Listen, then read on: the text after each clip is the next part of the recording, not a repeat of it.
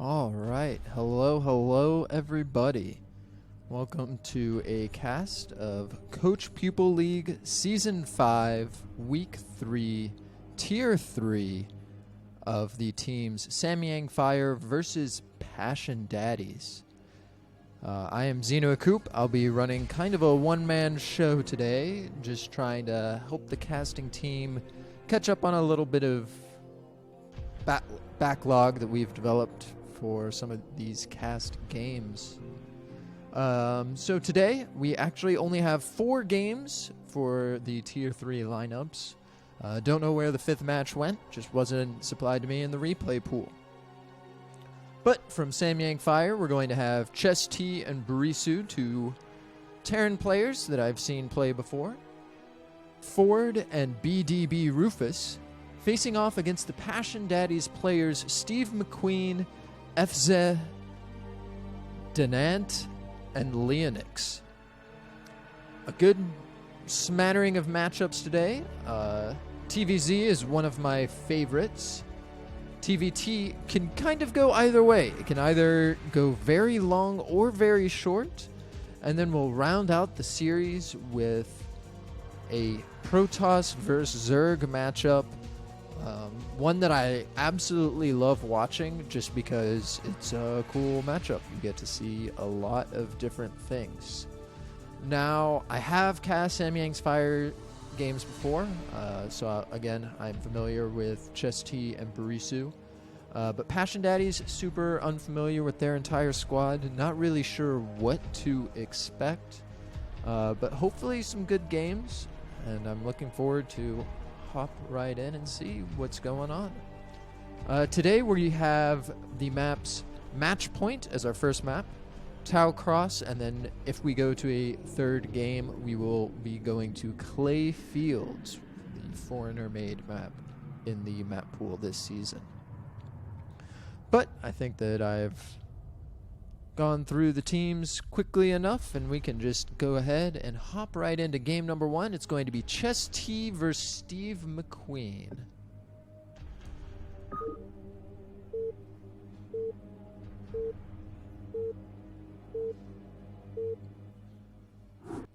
So, starting off the day, in the top left, we are going to have our orange Zerg player, Steve McQueen, or bottom left. And then in the top right, we're going to have our white Terran player, Chess T.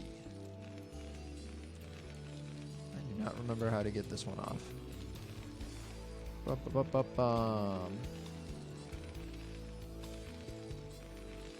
There we go. We figured it out eventually. Match Point. Long, old map. Been in Brood War for quite a while. Say long because the rush distance is notoriously long between the two bases. So you can sometimes get cheese because it's a two-player map, but you'll generally tend to see expansions before we do a lot of anything else. So Chess T looks like he's going to be walling off inside of his checkpoint to the natural. It looks like Steve McQueen coming up, going to be planning on taking his hatchery pretty early. Looks like it's a 9 hatchery play.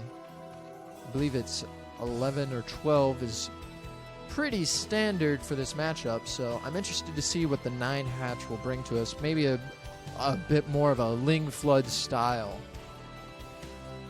Throw our Terran off guard a little bit.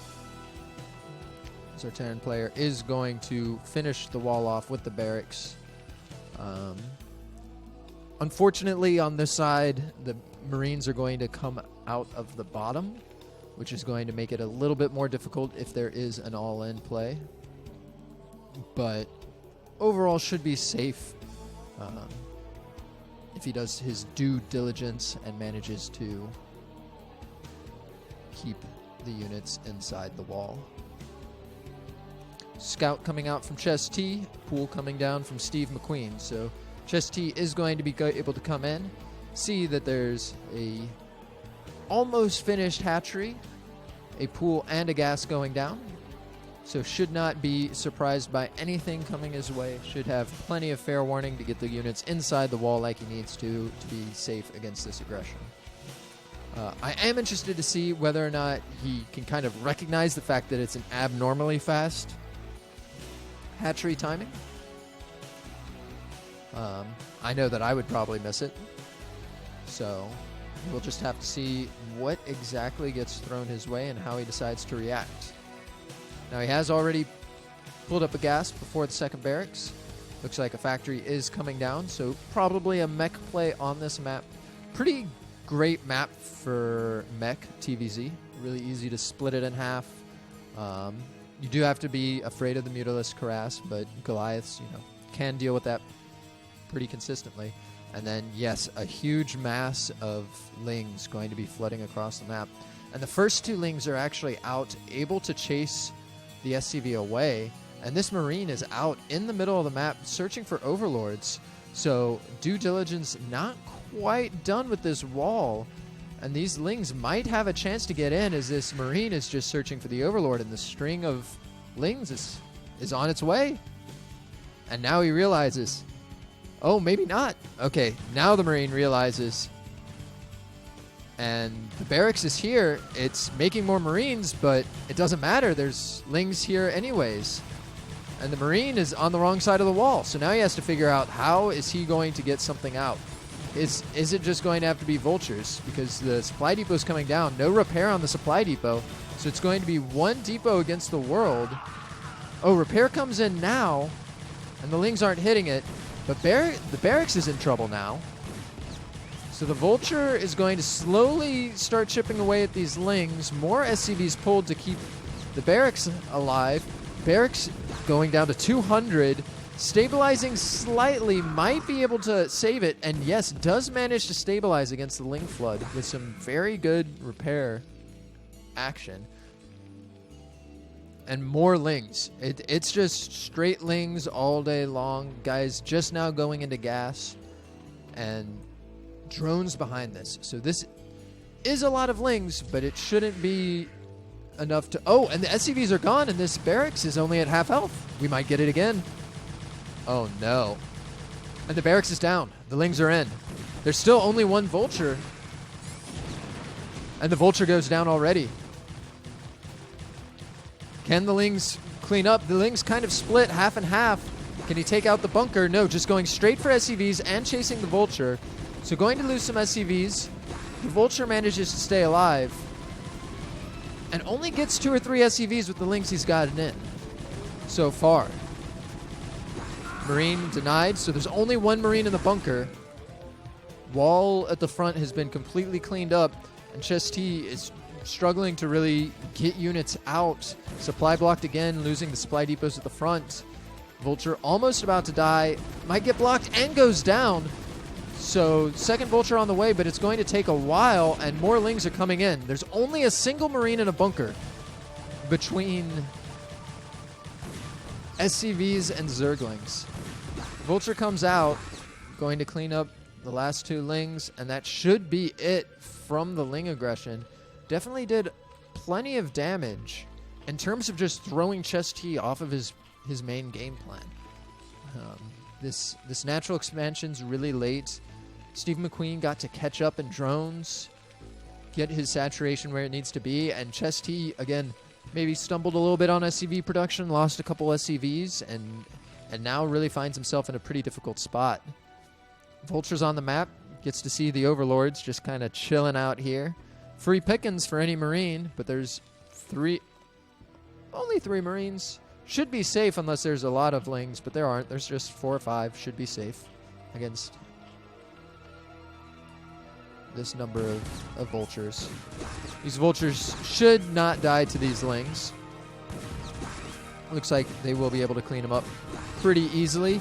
And that means that these 2 Overlords are free. They're so free. Marines come in and get to clean these up. Vultures get to scout ahead. See that these Sunkens are up, so not too much drone damage, but losing 2 Overlords like this is really going to put a damper on any follow-up plays from Steve McQueen. This is one of those blunders that you know you made a mistake and you just can't do anything to fix it. Like, he knew really early on, okay, yep, these Overlords were just kind of following my Ling rallies. And it looks like we're going to have a follow-up Lurker attack from Steve McQueen. I like this idea a lot. Tank production should be fairly slow. Chess T, not really sure what's going on here. Just now getting machine shops and control towers. Doesn't have any detection right now.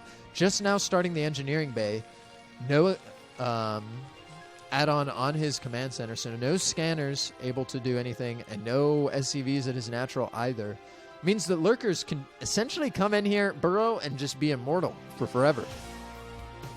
So I'm interested to see where Chess T decides to put his missile turrets. But I'm afraid that he's just going to put some in his main, put some around the minerals of his natural. And the lurkers are going to be able to just walk across the map, burrow right in front of this bunker, and end the game. I'm afraid that's what's going to happen. We're going to have to see the response, though. Dropship coming out.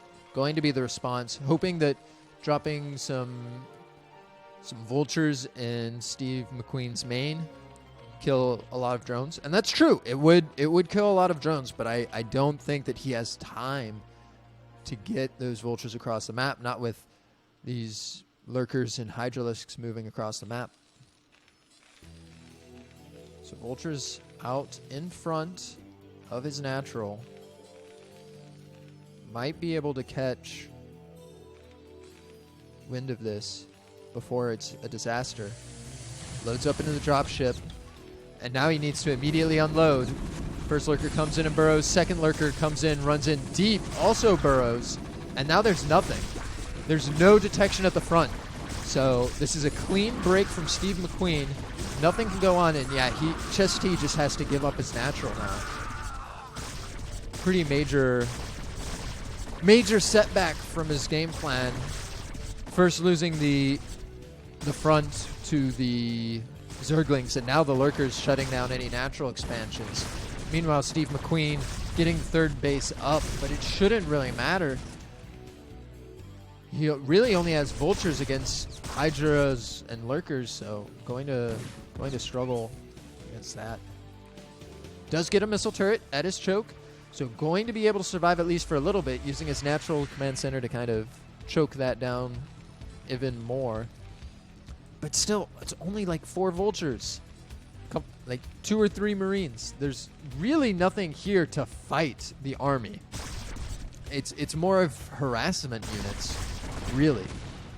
So vultures try to sneak out, but there's so many hydras here that Chess T needs to find a plan fast on how to deal with this. Dropship moving out, maybe hoping to pull the hydras back into the main, hope that it gets scouted. And it looks like a couple of the hydras do recognize the dropship moving out, but this might just be the signal to attack. No, it does pull a lot of the hydralisks back. Steve McQueen, afraid of the drop that is not coming. There is absolutely nothing in this dropship, so the mind games are strong out of Chess T. Does manage to throw his opponent for a loop. And this might allow him to bust the front here. Lurkers repositioning. Hydra's coming up. Might pick off this tank. It's getting low. Tank survives with 6 HP. And the rest of the Hydra is getting bugged out due to the wall. So tank barely manages to live. Mine's getting placed up. Siege mode is done, so this tank gets sieged. And now Chess T, I don't want to say that he's comfortable, since Steve McQueen has a third base, has drones at all 3 bases. A little low on drone count, but it's okay. He can just keep pumping out Hydralisks, and as long as Chess T stays on 1 base, it's going to be difficult to really get anything done. Needs another form of detection. These lurkers have just sat here the entire game. No form of detection out. We're going to have to see how Chess T manages to crawl his way back into this one. It could be drop.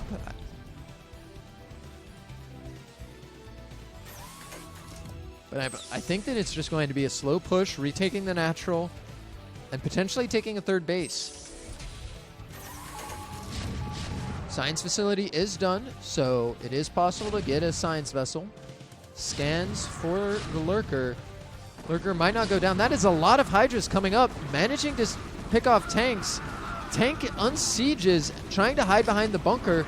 Manages to live again, but does get sniped out. Big mine hit, hiding under the command center. And the Marines in the bunker manage to clean up all of the Hydralisks. Marines in bunkers just immortal against all these Hydralisks. But the real story here is the mine hit. Managing to save Chess T. So I think this command center float may be a bit ambitious. Just bring out a couple more units and he should be okay with it. Oh, have to watch out for the lurker though. Does he have a scan? Doesn't look like he has a scan. And single number of units heading across the map for Steve McQueen. So that definitely set him back a lot. Spire coming up, and there is no Spire defense in the main. There's a vessel coming up. Don't think that will do too terribly much. Command center in the red. Man, I don't know what you do from here. If you're Chess T, you have to repair the command center for sure. But really struggling to get a foothold in this game. One tank going to be able to hold against the handful of Zerg units outside of his natural. But now what?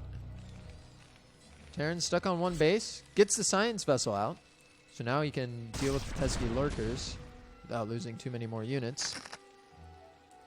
SCV's already pre-pulled, ready to repair. The science vessel is going to come up, get vision of the lurkers. That might be enough to start pushing this back. Oh, Zerg units come in. Mines get pulled, dragged. But another big mine hit on the Hydras. And both tank, oh, one tank does go down. The other tank barely lives. Scourge come in. One connects, the other does not. Huge lurker spines on the Marines. So now it is one almost dead tank, a half health science vessel, and 2 Marines against whatever Steve McQueen wants to do. Fourth base coming up. This Marine too lazy to go and shoot that hatchery. Anyways, I mean, the Zerglings can easily go up and clean it up. Drones coming up, making the Queen Nest. Going to be going into Hive Tech soon, but really low saturation on all the bases. Natural and third, not as much. Lings running in, going to get cleaned up by more mines, but the vultures are gone. Now it's 2 Marines in a bunker remaining, but Chess T does going to... He takes his natural, and that's something. That's more than he's had for a long time, so hopefully can get this sieged up, mined up. Steve McQueen really struggling against the mind play of Chess T.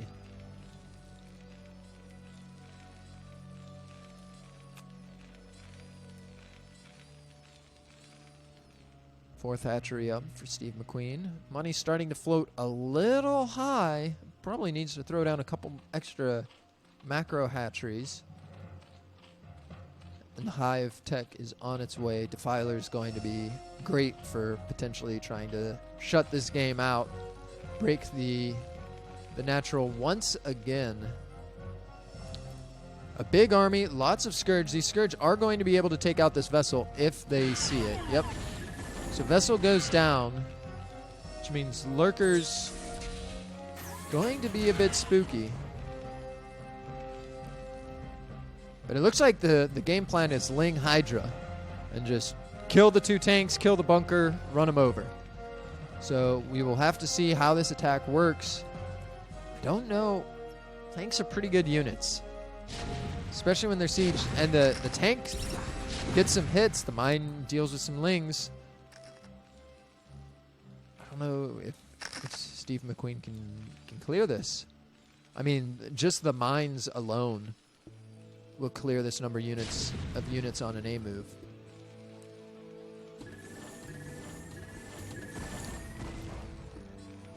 Another vessel is out. And here we go. Steve McQueen decides it is time. Hydra's able to hit that tank from just across the ledge, maybe a bit too aggressively positioned. Hydra stepping up, going to try to be taking out tanks. No more siege tanks. Mine doesn't really do anything. Bunker down.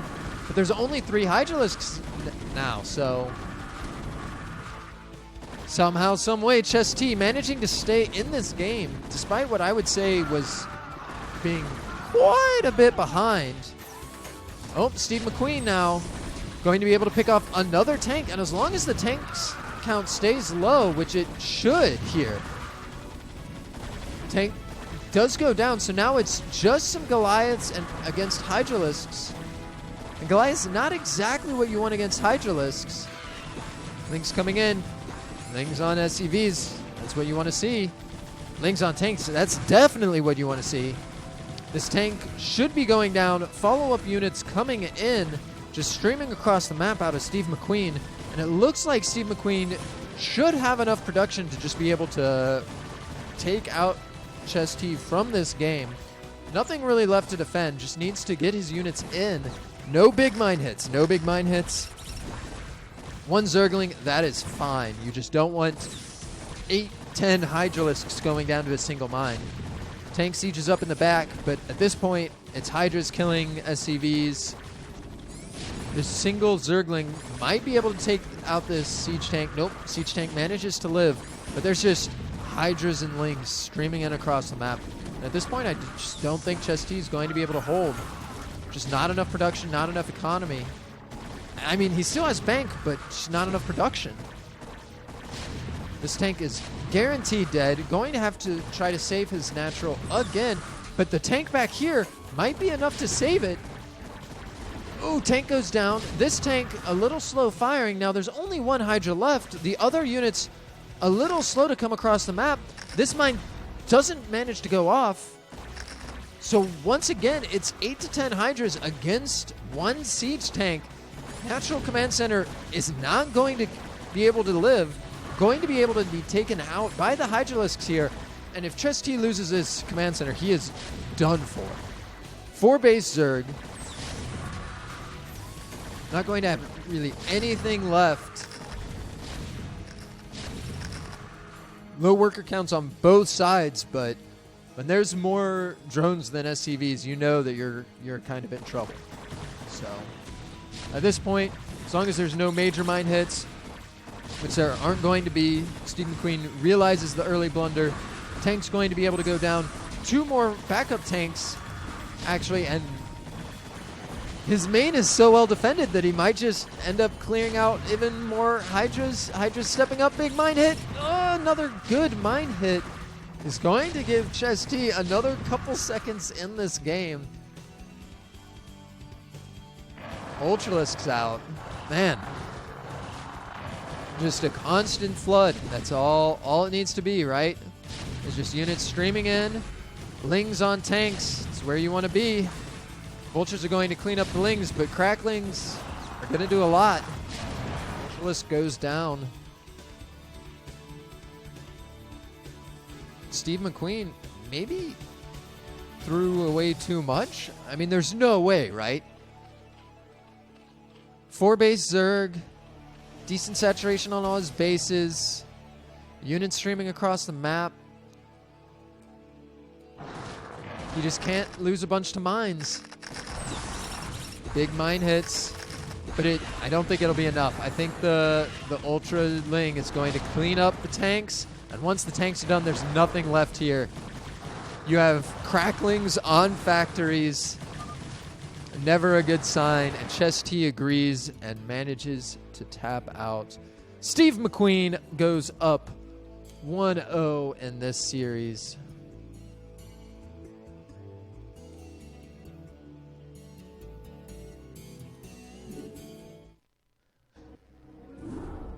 A good showing from Steve McQueen in terms of once he got his opponent on the back foot, managed to continuously just stream units, never let off the pressure. Maybe lost a few too many units to mines, but overall game plan of get ahead, punch his face in. Definitely can't be too mad about that. So loading up game number 2 now.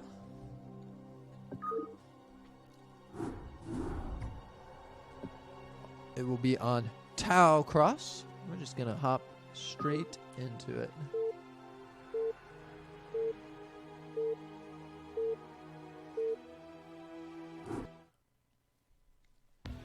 All right. So in the top right, as our yellow Terran player, we have Chess T of Team Samyang Fire. And at the 5 o'clock, as the purple Zerg, we have Steve McQueen of Team Passion Daddies. I love purple Zerg. Purple Zerg's great. What's up, Barisu? How are you doing? Purple Zerg is great. Fantastic color choice. Yellow Terran, not quite as good as purple Zerg. Can definitely go okay in terms of color choice. More of a fan of like the red Terran. So Chess T looks like he's going to be walling off at the front with his initial supply depot. Going to be, supply depot, barracks. Nothing too crazy there. I'm interested to see whether Steve McQueen feels like going for a 9 hatch again. Minerals creeping up. Looks like it will be the 9 hatchery play once again. Did see success with it in our last game. Managed to get the Zerglings out across the map, do some damage, and put Chess T in a position where he couldn't really execute the game plan that he wanted to. So going to see if that continues to be effective. Barracks coming up right at the choke. Do note that the barracks to the left of the supply depot is not ling tight, so could be dangerous if he only hides 1 or 2 Marines back there. As we saw in Game 1, Steve McQueen loves to go Zerglings, or has the ability to build a lot of Zerglings. I don't necessarily know whether or not that's something that he necessarily always does, but was definitely effective in game number 1. Chess T, no gas yet, so not going to be seeing that fast factory play out of him.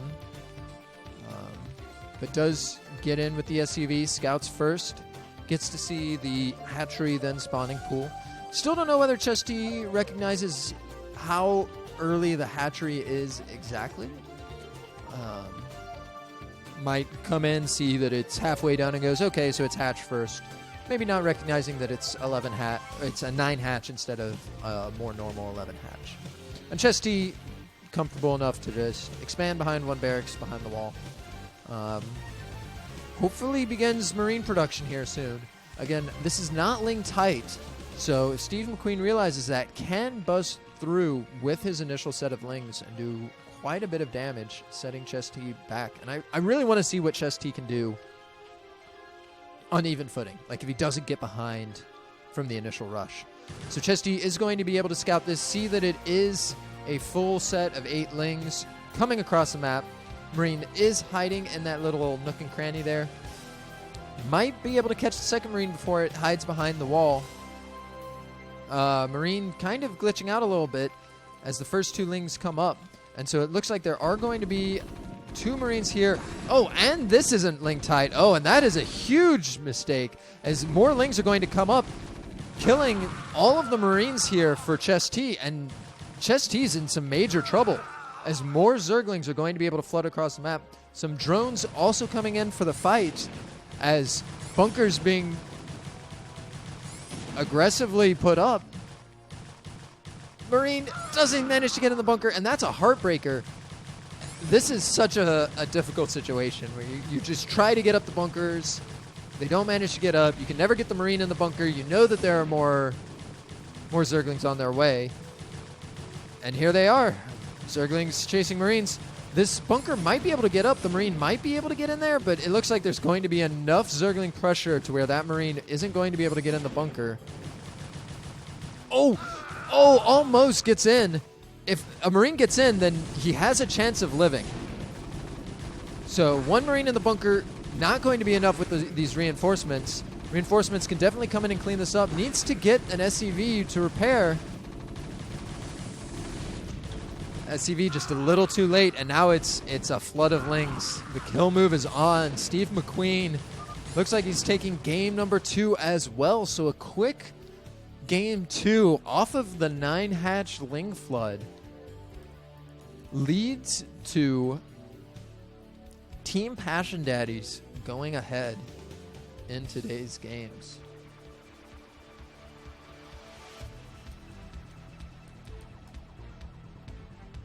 So that is going to bring us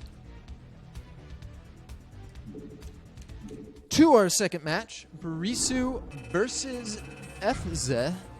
I'm not entirely sure the best way to pronounce his name. I'll probably just say Efze, and it'll be really confusing for a while. Hopefully it just works, and everyone knows what I mean.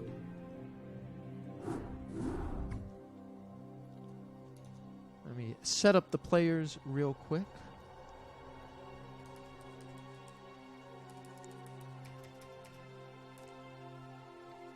Retype in everybody's names so we know what we're watching and we know what people are doing.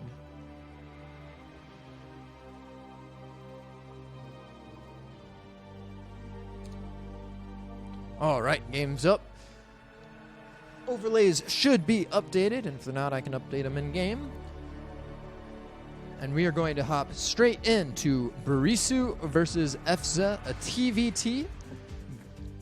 Match point going to be map number 1.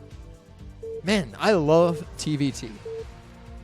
And I especially love low-level TVT. Because either it ends in absolutely no time at all, or it lasts forever. And that is just great. So, in the bottom left, we have Efze on Team Passion Daddies. And in the top right, as our blue Terran, we have Barisu of Team Samyang Fire. Yeah, this is going to be great. TVT, again, you can either get super aggressive matchups where both players build a lot of vultures and Goliaths and just run at each other. Those are always super entertaining. Or you can just get giant tank lines that just split the map in half, and then things just go completely crazy. I believe in week 1, I casted Barisu, our blue Terran player here, in a Terran versus Terran. And there was a game where he used 2 nukes throughout the course of the game. So definitely have the potential to see some crazy stuff. Unless my memory is crazy, in which case it was a different player that used nukes, but I'm pretty sure it was Barisu. Yeah, supply depots going up. Should be seeing barracks, should be seeing gas, should be seeing factories. Not too many different things that can happen for factory tech in Terran vs. Terran. You can sometimes get some barracks cheeses. But Efze maybe, okay, just building his barracks a little bit more forward. And it looks like Barisu manages to get the gas steal. So that's going to be very troublesome for Efze here. Because you have to get factory units. You just have to. Vultures kill Marines so quickly. So Barisu definitely has a planned strategy here. Gas steal, gets his own gas up. And my guess is that it's going to be vultures because, see, the 2 barracks play is great in TVP when you get gas stolen. You just build 2 barracks, you build a lot of Marines, and it keeps you relatively safe against a lot of different plays. TVT though, unless you put them in a bunker, vultures just like 2-shot Marines. So I really like this style coming out of Barisu. Needs to get his factory up so he can really capitalize on that factory timing difference that we're going to see. Oh, SCV does get picked off. So Efze does draw first blood in the match, despite the refinery here, which gets canceled. And now it's going to be on Efze to start his gas. But 2 factories already coming up from Barisu, so it looks like it is going to be vultures streaming across the map, killing all these Marines that are going to be trying to come out with SCVs. All right. This is sick. We're pulling the boys. The Marines are on their way. And it's going to be Vultures and SCVs against SCVs and Marines. I like the Vultures here, but if the initial flux of Marines and SCVs is too high, I don't know whether Barisu saw the SCVs with this. If he did, then he knows that he needs to have some SCVs with his Vultures here. If he didn't, then he could be in trouble. Efza coming in hot. Here it comes. Ooh, and the machine shop, instead of just getting the Vulture out, going to try to get upgrades, and this first Vulture gets surrounded and killed. So the bunker might be able to go up before Barisu has a chance to kill the SCVs and Marines with Vultures. Oh, does this SCV complete the bunker? It does. And a lot of SCVs going down for Barisu. Marines struggling to get in bunkers. Managed to get in, though. And Vultures, very strong against Marines. Not as good against Vultures. And now, Barisu, what do? Okay, siege mode with a tank. But these Marines definitely going to be able to deny the siege mode. And that's not far enough, my friend. Your barracks is in the middle of the map. I'm not entirely sure what the game plan is here. One tank out, walks forward, and now the Marines are going to have a chance to pick it off. Kiting, some good micro from Barisu, managing to just stay barely out of range, but now Caster Curse causes him to stop. Kenny, ooh, manages to disjoint the Vulture shot, almost picks off another Marine. And now it's a whole bunch of Marines in a bunker on top of factories. And really, you don't know how you're supposed to deal with this. You're just dead. Yeah. Really great reaction out of Efza, just pulling the SCVs and going to go kill his opponent in response to the gas steal. I thought maybe the Vultures would be out fast enough, but now you have a whole bunch of Marines able to push up, kill SCVs in the mineral line, killing extra supply depots. Efza has over twice as many SCVs, over double the supply. I mean, he's just ahead in every way. Down to 8 SCVs for Barisu. Able to get up some Vultures, but at this point, I mean, there's just nothing left. I mean, how do you come back from this type of deficit? You can't mine out of your bottom 3 mineral patches. Meanwhile, Efza kind of getting up an expansion? I don't know. He's kind of getting up an expansion. Has gas on the way. Definitely focused on the micro here. Ooh, these Vultures across the map. Could be part of it. Bunker is getting put up in range of the command center. Can 3 Vultures kill, like, infinity things over? Dude, there's no way. There's no way that he's going to be able to break this. Up and dead and GG. Right? Right? Another bunker's up. Yep. There's the LOLGG. A great reaction from Efza. I liked Barisu's strategy. Just maybe didn't recognize that the SCVs were being pulled with it. With the initial Marine scout, quote-unquote scout, and just falls behind in the series 1-0.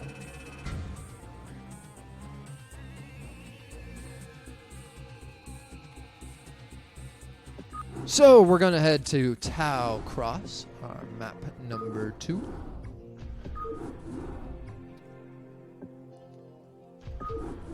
See, and that's that aggressive Terran versus Terran that I just love to see.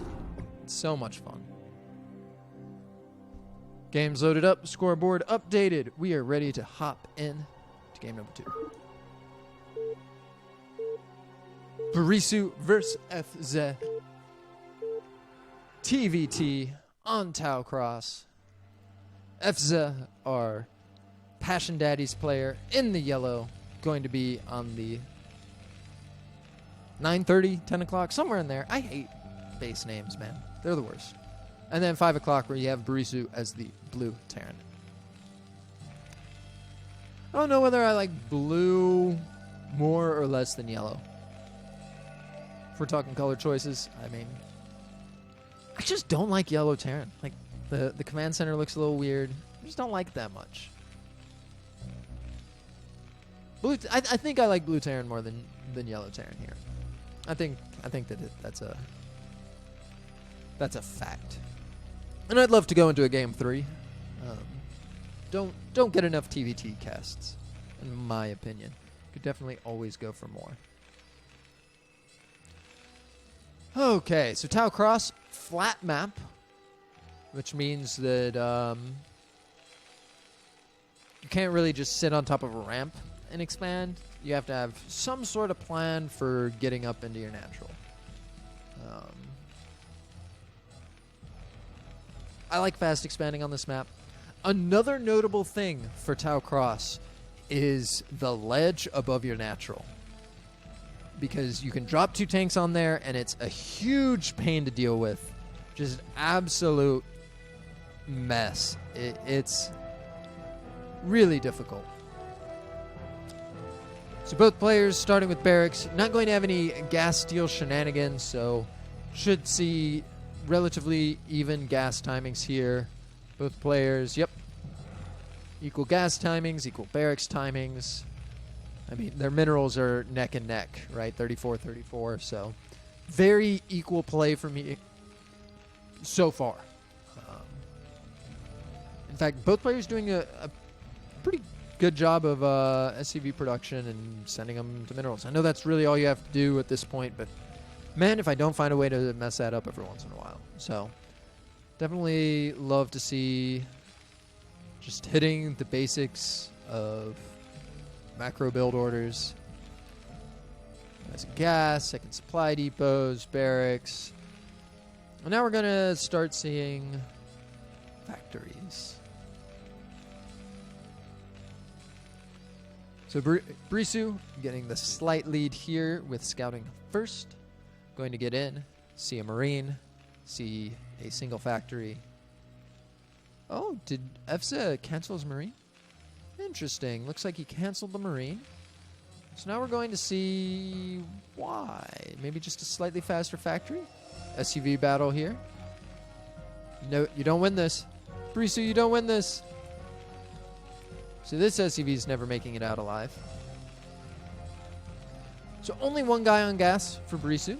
So probably some sort of factory / vulture expand. Could technically be tank expand, but you never know. And only one guy on gas for EFSA. So it looks like it's going to be a pretty even opening. Both players kind of going for the same builds. EFSA even managing to come in and scout the factory timing.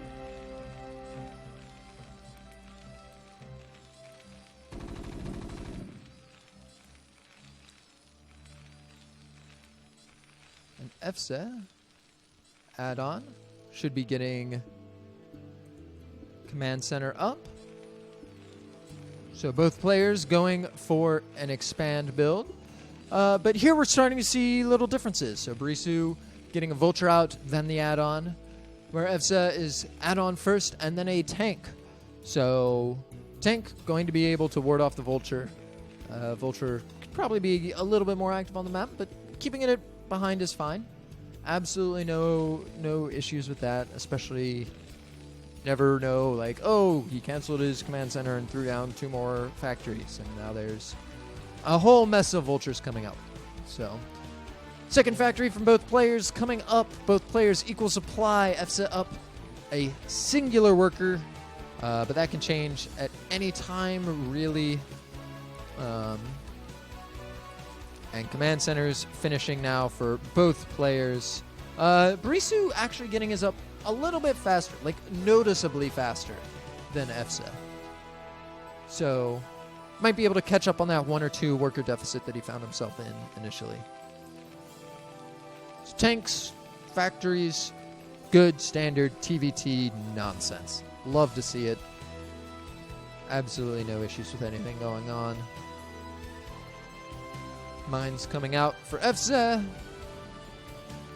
Both players just content to kind of stay back, not poke and prod each other, and grab second bases. We're going to find ourselves, I think, in a long, drawn-out stalemate of a TVT. First game, we had aggressive nonsense, and that's always fun. But I also just love watching people take positions on the map, hold them. Other people try to break positions. I just love that strategic type of gameplay that you really don't see too much of in any other matchup. I think PvP, you kind of get a little bit of that army positioning. But that's more of like, I think, based off of, well, for this build order, I am strong here. But we're going to have EFSA come up pretty aggressively, is up by a couple of vultures, loses the first tank, but has these mines. Maybe not laying the mines quite quickly enough. One mine going to come over, take out a tank, and now it's 1 tank against 1 tank, but more vultures coming over with mines. Manages to kill the other tank, and now it's more mines coming down in the natural of Barisu. It's going to be interesting. Oh, the tank's so close to activating this mine. Takes out a vulture, and these 2 tanks should be able to clean it up. Oh, mine comes in, connects. Ooh, tank so low, and manages to clear up all the mines. So that tank barely managed to have 3 HP on it.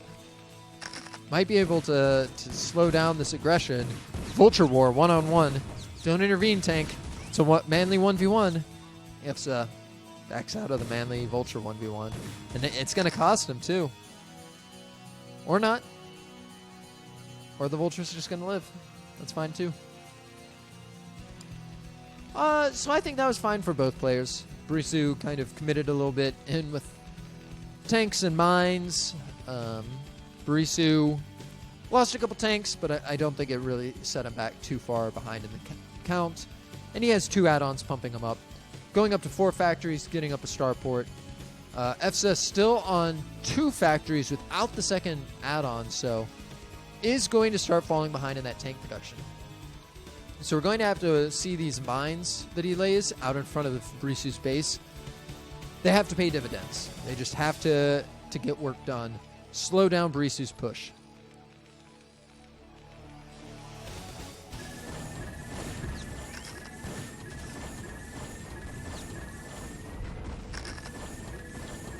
So Vulture's coming in, laying down the mines, starting to set up the contain on Barisu. EFSA now adding on the extra factories, splitting them up. This is probably good to do if you're really good.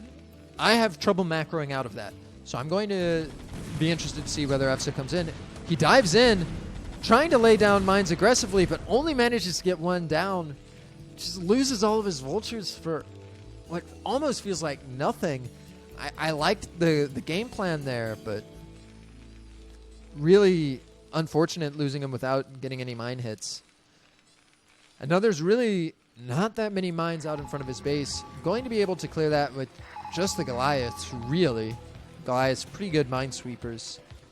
And so without too many mines set up, Barisu is free to push out of his base. Just has to be fearless. Needs to push out with the Goliaths first and just believe. 2 starports from Barisu. So transitioning into Wraiths. And I think Wraiths can get things done. There are already missile turrets coming up for EFSA. So we're going to have to see how much these Wraiths are going to be able to get done elsewhere on the map. And I think this is where we're going to have to see other positions. So Barisu trying to be sneaky and pull out a secret expansion. But EFSA sniffs it out practically immediately. Super active with these vultures. just trying to get mines down and managed to go, hey, free SCV, free base. So you definitely love to see that. Now it's on Barisu to try to get over and save it. But honestly, this is such a difficult location to defend. I think that you might as well just sack it, try to expand somewhere else. You're going to lose the Manly Vulture War. So, yeah, I think that if you're Barisu, you just have to try to take a different base here. However, it does look as though the dropship game plan is in full effect. It's not going to be Wraiths. It is going to be probably a Doom drop into the supply lines of FZ.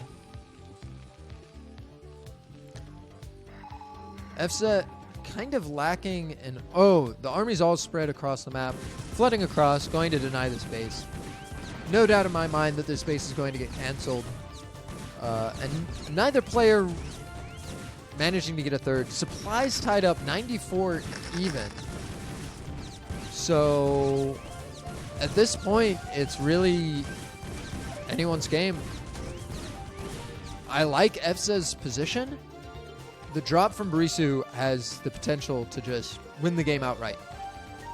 And that's always exciting to see, is just TVT, instead of being a big old slugfest, sometimes you just win the game.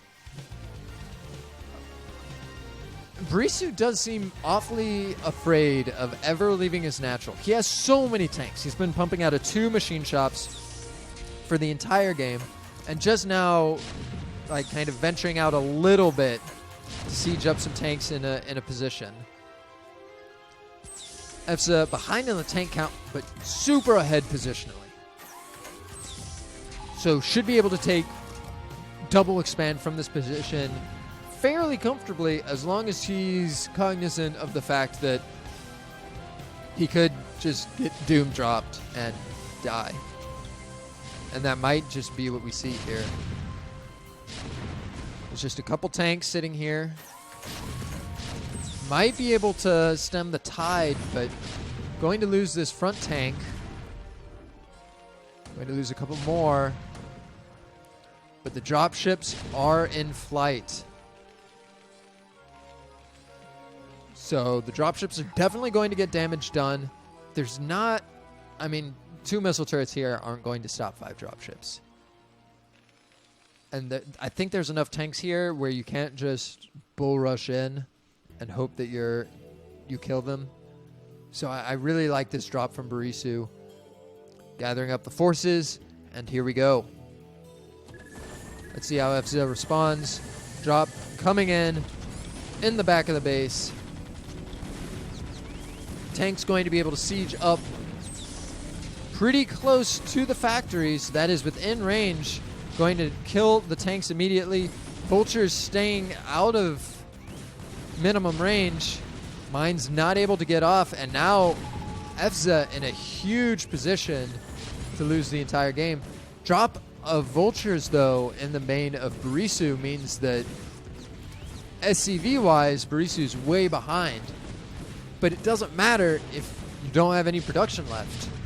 So Barisu going to be killing production while FZ manages to kill a whole bunch of SCVs and breaks the front at the same time. So a lot of multitasking coming out here. Barisu pulling his army back to deal with the drop, and then his front gets broken. So now he's not going to have any SCVs, and now he's losing the drop as well. So it looks like FZ going to be able to clean up on all 3 fronts, opponent's main, his main, and the front of the natural for his opponent. Oh, 1 tank shot takes out the last 2 tanks of FZ's attacking force. So Barisu does manage to survive. Whew. And manages to keep most of his infrastructure. He's going to lose his starport and science facility unless he gets an SCV over there right now.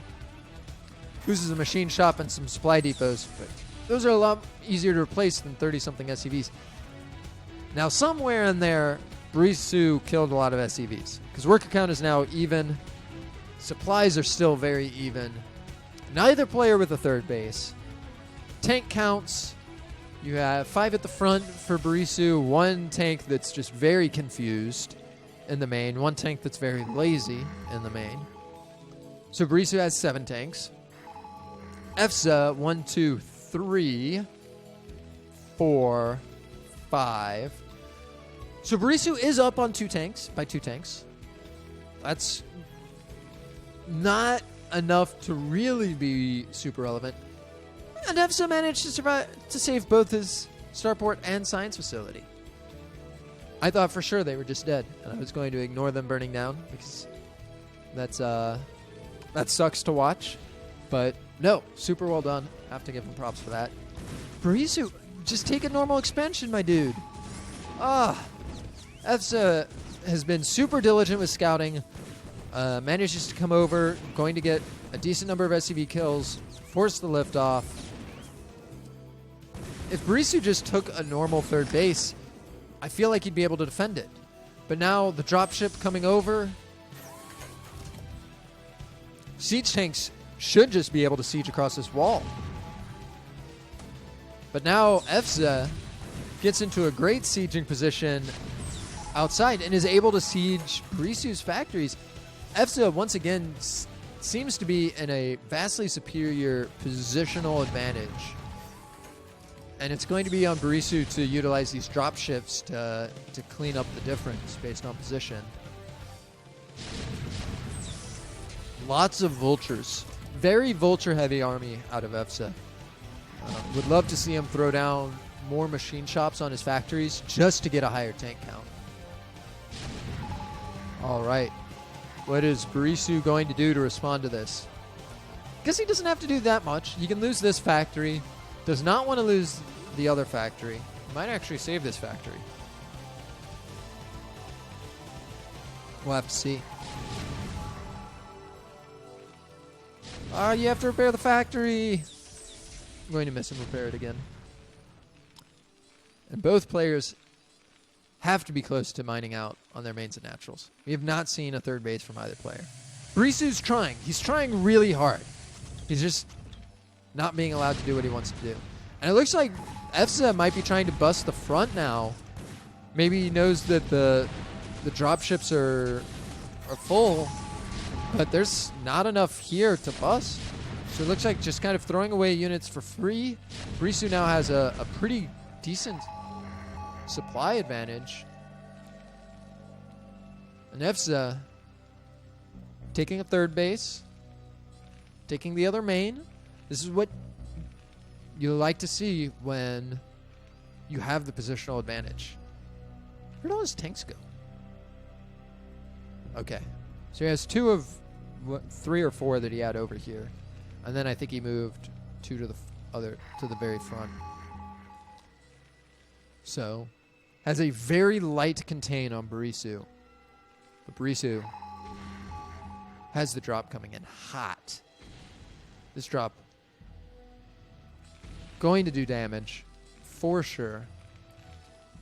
It's going to be interesting to see how EFSA decides to respond. Mining up the front, so not going to be super effective in terms of clearing out, like doing an offensive push, as this is a super offensive drop. Going to be able to clean up quite a few tanks here in range of all the factories.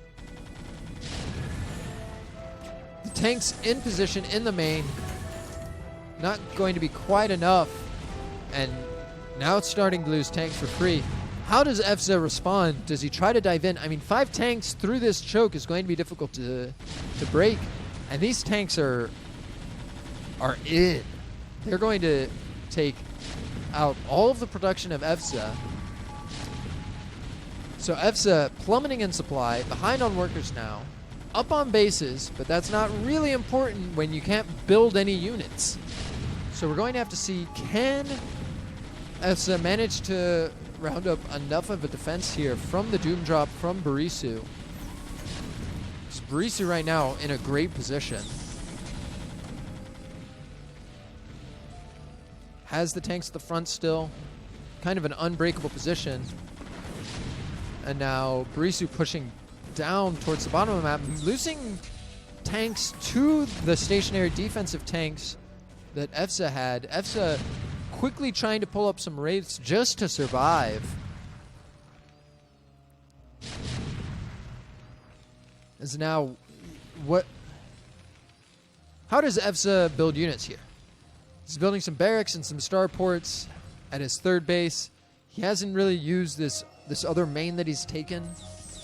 Would love to see just 3 or 4 factories be thrown down at this main so he can pull up some extra production from those. And Barisu, I mean, he's got another drop ready. How many drop ships is that? 11 drop ships. At a certain point, you just have to recognize that you have a dropship problem. All right? You need help. You got a little bit of a dropship problem. Dropping some Goliaths over here should be able to clean up these other 2 tanks that are over here. Then be able to ferry the SCVs over, start getting some more mineral income. As EFSA starting to get his bank running dry. Factories out kind of in the middle of the map, trying to get production back online, trying to get supply depots. Has some wraiths out, but not really being super active with them. And there are already Goliaths on the map, so probably not going to get too much done.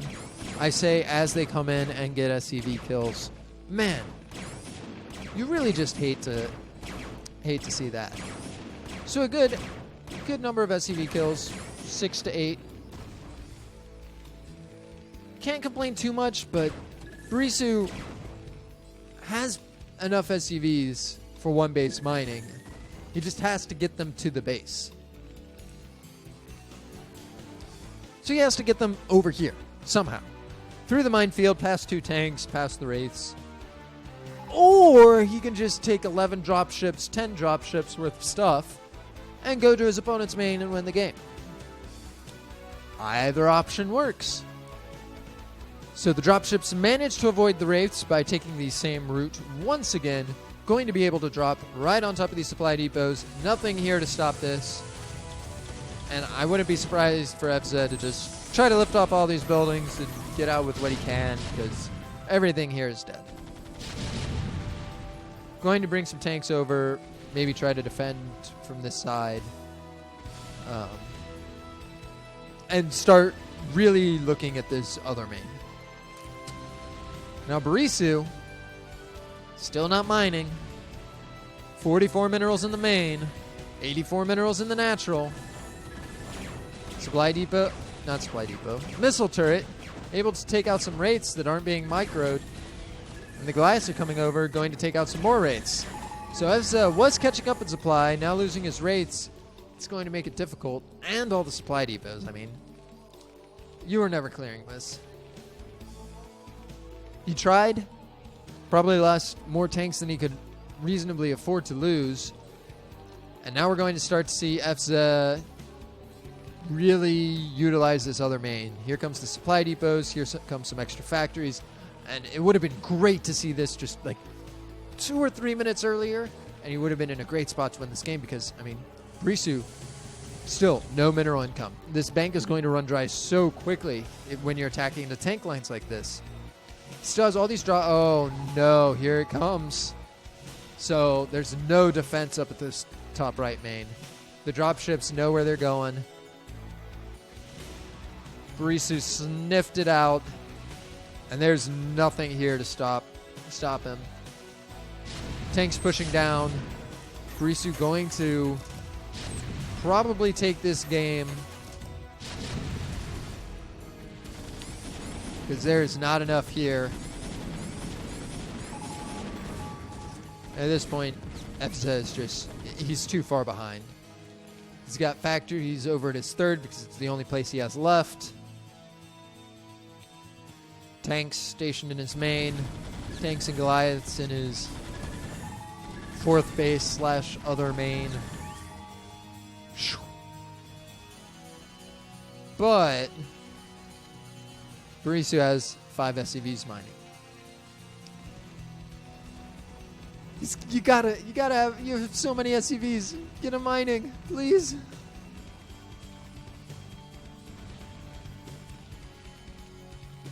EFSA on one base, effectively. I mean, there's 300 minerals in his natural. Barisu completely clears out the 4th base. The factory's coming down for EFSA, but it's probably too late. No supply depots. So, eternally supply blocked. Tanks roaming up. Oh no, and there's more supply depots here. That's heartbreaking. Just never going to be able to clear these. And Barisu just thinks that this base is just not worth taking. Wants to expand away from his opponent. Taking the mineral only, the 3rd of the unused main. So now it's tanks versus tanks. And it looks like EFSA is going to have enough to clean this up. If he sieges up in time, a little bit of an interesting siege from both players. Looks like we're just out of range. Goliath's clearing mines. Very good minesweepers. Can EFSA regain control from here? I want to believe that the answer is no. That Barisu's just too far ahead. More dropships? Have you lost any dropships? I guess you have at some point. I'm not sure how or where, though. There's so many dropships.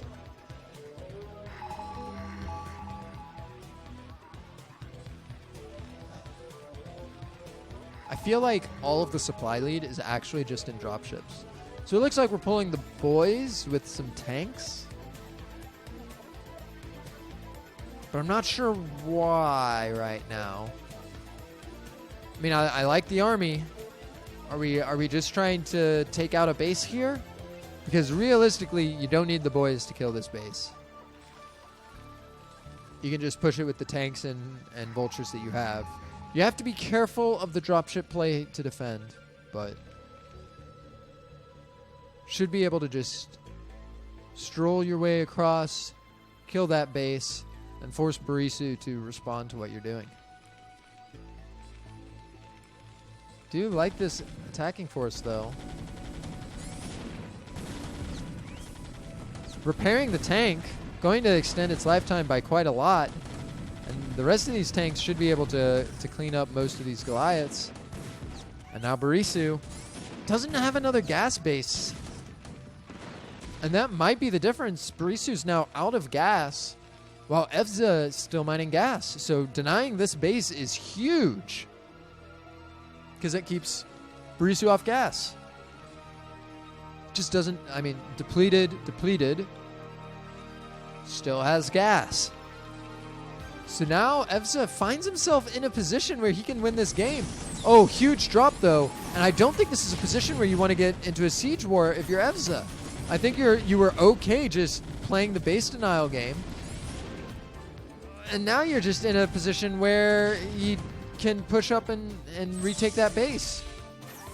You can absolutely just drop straight on these tanks, clear them out, retake the base, and then you have gas and you're good to go. So EFSA, he's in it to win it, but it's going to be a tough one because Barisu just doesn't have gas. So at this point, any sort of trade, tanks for tanks, that EFSA manages to take is super worthwhile for him. Because his opponent doesn't have any gas income. But now here's the drop that he can do on top of these tanks. Tank's going to be able to unload, but I don't know if it's enough. And now there's only a handful of tanks here. Going to get the siege up. Going to be able to snipe some tanks. The vulture's coming in from behind along with the tanks. So some flanking tanks here with the mines. Big mine hits.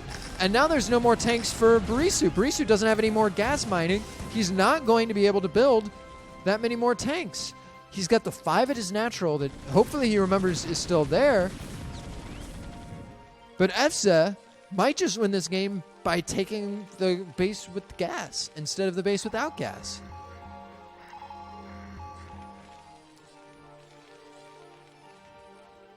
oh man, these extra 5 tanks would be so huge. This base isn't doing anything.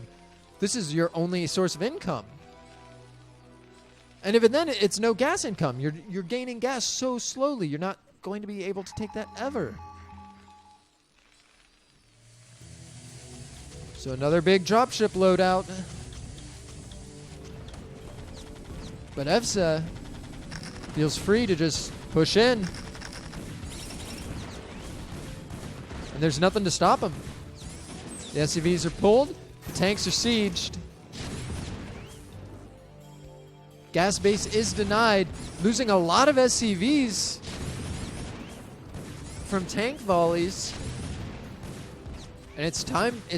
Barisu has to do something. Okay, moves the 5 tanks from his natural and is going to be able to move those up to defend this base, but there's more tanks on the way.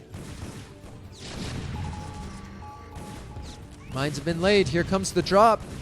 This is the last line of defense for Barisu. This is all the gas he has left. Big mine hits, clears out the tanks, and now it's just vultures. Nothing left for Barisu. No more tanks. And somehow, EFSA looks like he managed to claw his way back into this game by just denying extra gas income from his opponent. There's no more gas. There's no more tanks from Barisu. He's done for. He's got some Goliaths. He has 13 SCVs, but no mining bases. And the third base from EFSA, this ragtag group of factories out in the middle of the map with supply depots thrown around in a random armory, is going to be able to take this game. Barisu just doesn't have a way back in it. EFSA's scouting around, looking to see, are there any bases I've missed? But right now there isn't.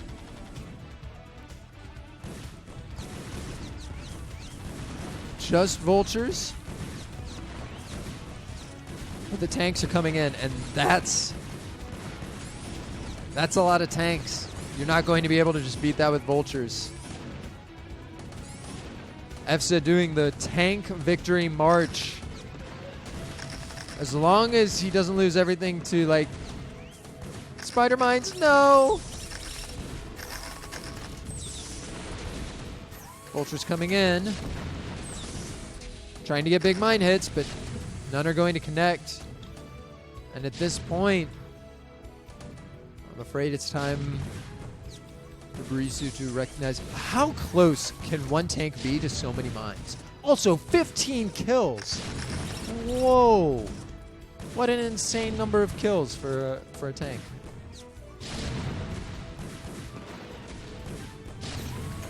So Barisu, desperation drop. Going to try to drop into the third / now main of EFSA.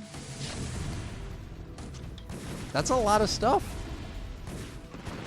I called it a desperation drop. But that's a lot of stuff. Did I speak too soon? Now Barisu is losing all of his supply depots, but I mean, EFSA's down to 30 supply. He has 5 workers left. The drop from Barisu is cleaning it up. I don't think this is enough tanks. Mine hit is good. Clears out a tank for a tank. And there's no more tanks for Barisu. You cannot lose tanks to spider mines. You cannot lose tanks to spider mines. Oh my gosh. Oh. Okay, can't lose him. Can't lose him. Spread him out, spread him out, spread him out. Oh, loses him. There's only 2 more vultures now, though.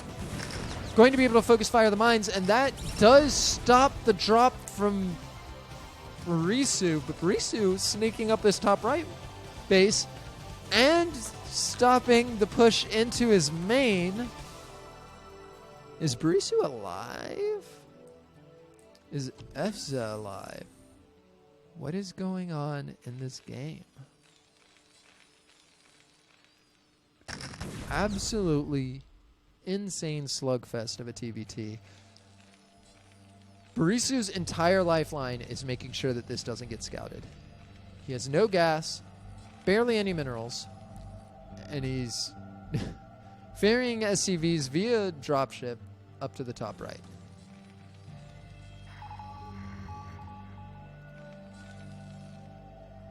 That is not an EFSA scan. EFSA is going to be scouting with buildings for a little bit. Checking his main, making sure that that's not taken. I have utmost confidence that EFSA is going to sniff this out. He's going to scout this one, and then he's going to go up to the top right. I just know it. I know it. He's been so good about scouting. Here come the scans. Nothing. Maybe. Nope. More Barisu scans. So Barisu scanning, seeing is there another base somewhere? What can I do? Tanks starting to come out for Barisu. Barisu gets tanks up here. This supply depot, oh my gosh, is so big brain. And wait, what? How did you manage to afford? What? How? How did you manage to afford this? When did this happen? Now there's just a random... Oh, Barisu, you sexy bastard. And it's dead. But it was really cool that it existed. All right. Tanks load. Tanks unload. Tanks siege.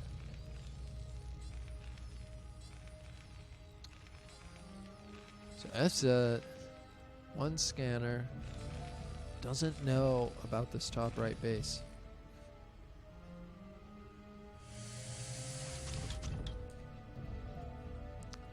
Dropship full of vultures. Oh, and that's going to do so much damage. Can EFSA make something out of this? Can Barisu make something out of this? I mean, Barisu's... he's mining. EFSA isn't about to be mining after these vultures get in here. Has to do something immediately about these vultures. I mean, just kills all the SCVs here. SCVs are running away to where, though? So EFSA back down to 4 SCVs. Barisu up to 15. A new high score for the past 10 minutes.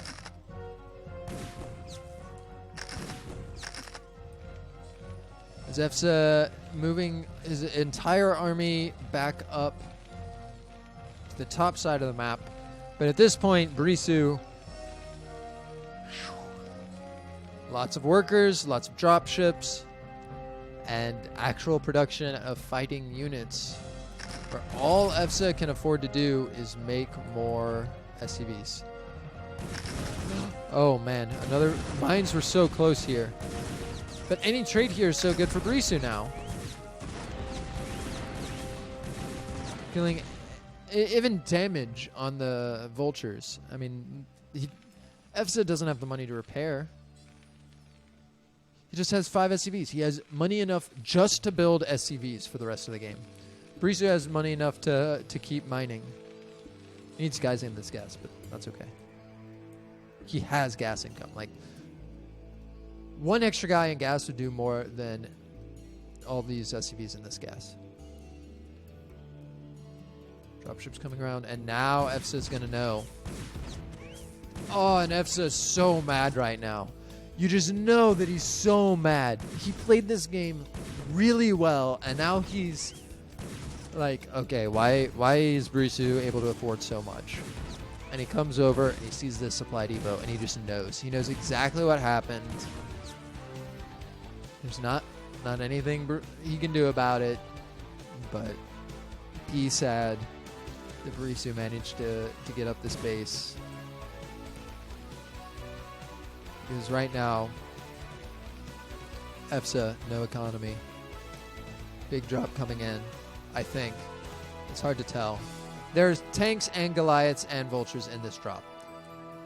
I don't know how many of each, because there are way more dropships than there are actual units in dropships. There are probably more dropships than there are units, yeah. But, maybe not. Good pull on the SCVs. Going to get a good siege up. Didn't unload the tank, and that's a big blunder because the siege tanks here are going to be able to clean this up. Now Evza, still no SCVs. This spider mine is so good from Barisu, denying this expansion. And these tanks, I mean, I don't think Barisu can lose from this position. Now, I didn't think that Evza could lose from his position either. So I'm willing to be surprised.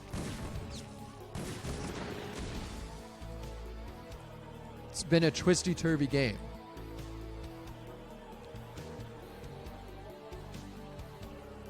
So at what point does Barisu take another base? I bet he takes this one, though. He's just in love with this base. Loves it so much. And how does Evza come back in? He's got he's got 2 tanks. Man, if he has 2 tanks.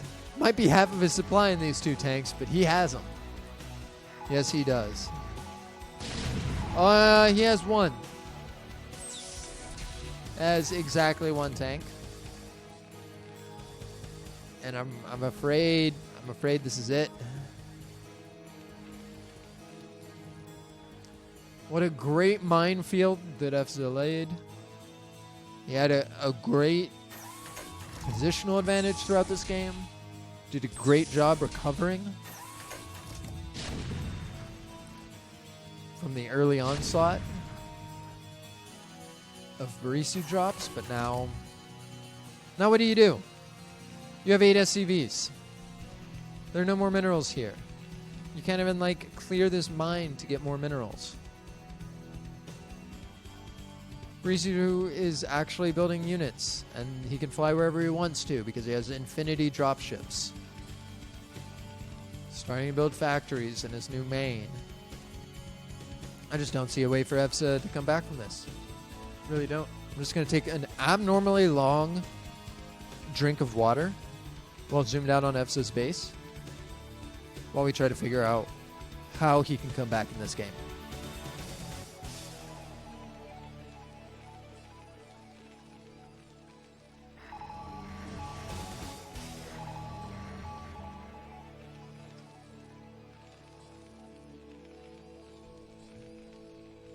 Okay, I'm stumped. Wasn't able to figure it out.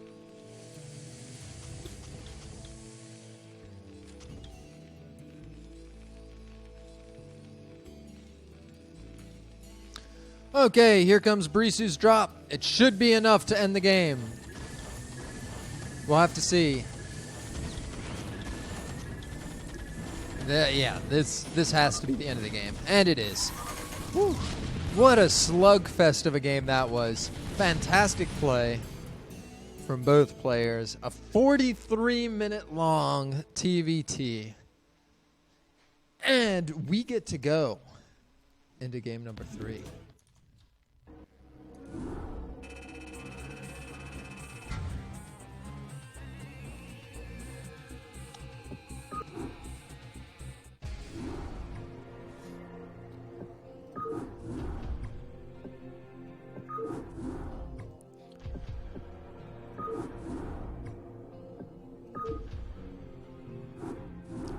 Barisu, Evza, Game 3, Clayfields. It's TVT, so I have plenty of time to talk at the beginning of this game. And this will be for the match point, not on match point, on Clayfields. Evza, our White Terran, spawning in the top right. Barisu, the Blue Zerg, spawning in the bottom left. Wow. Clayfields, TVT. A lot more of a split map possibility. And considering how game 2 went, I'm afraid that will just have pockets of bases taken from each player all around the map. Could be anywhere. You'll have Barisu in the top left with the main and the natural, but then FZ will take the top left third. I mean, anything is possible, really. But what I do expect is I expect FZ to be aggressive on the map, and I expect Barisu to build a lot of drop ships. I just think that that's kind of the way that both players approach the matchup. Because in both games, we saw FZ make the first move. In the first game, it just killed Barisu, and in the second game, Barisu was effective with his dropship play. So, if it worked, just run it back.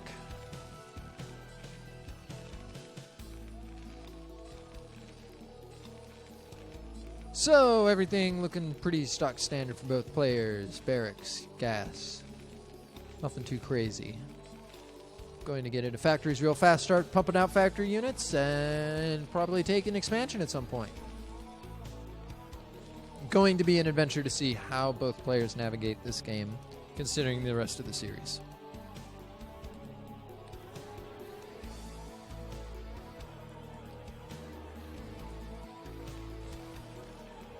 Scouting SVs coming out. Going to be having a party in the bottom right-hand corner. So, both players should know where the other one is.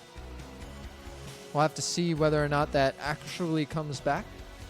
But we should know by this point, right? We should know. Okay. He's in the other corner. We're cross mapped. Let's get ready for a long TVT. Sit up straight so our backs don't hurt by the end of it. Start getting up factories, start getting up command centers. And what I'd like to see from this game is players taking third bases with gas faster. Because I almost feel like whoever took... If either of the players in our last game had taken a third base faster, they would have crushed. They would have absolutely annihilated their opponent. But as they played it, it was like a knife's edge battle, trying to figure out who was actually ahead, who was going to come out ahead. God, I hate when Marines get stuck like this. It's so frustrating. Like, just kill their stupid worker. Just kill him. He's such a jerk running around my base. Just want him dead. Barisu going to build his command center first, just off of one factory, getting the add-on. Going to be going into tanks. And FZ going to do the same thing, just a little bit of a different order. Going to get that command center a little bit later.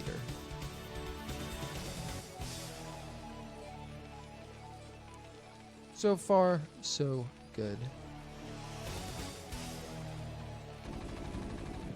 Second factory from Barisu. No second factory from FZ yet. We'll be interested to see whether he has other plans for his minerals and gas. Should be seeing it pretty quickly here. So he just spent the gas on something. And it is another tank. So FZ content to just pump out tanks. And we're going to probably see some early vultures coming out from Barisu. So you know I said, oh, one of these players is going to get on the map first. Well, of course, that's not the way that it's going to go. Or maybe it will be. We'll see. Well, technically, in my defense, FZ is on the map first with his Marines. It's just Barisu has the ability to be on the map since he has the vulture. So, in my defense, I wasn't completely wrong. FZ does like to be more positionally on the map than his opponent. Expansion up for FZ. I'm going to be able to defend that with the siege tank. No mass vulture floods coming out. Siege mode coming out from Barisu. Tanks on the way. Everything looking great for both parties. And a bunker from FZ right in front of his face with siege mode. And a tank is here. FZ, this is bold. Man, Emsa so strategic with those bunkers. Able to get them up super fast, and now the Marines are going to be able to clear out that vulture before really too much of anything comes in. And now with the SCV to repair, might be able to get the early siege. How's the siege timing looking? EFSA's siege should be done later than Barisu. Barisu's siege is done, so he is able to siege right now. Should be able to siege outside of the range of that bunker. And clear this up, no problem. So, no issues here. But, no, don't lose the tank, don't lose the tank. You can lose the Marines, that's fine. Marines don't matter. Just don't lose the tanks. But I guess that bunker does slow down.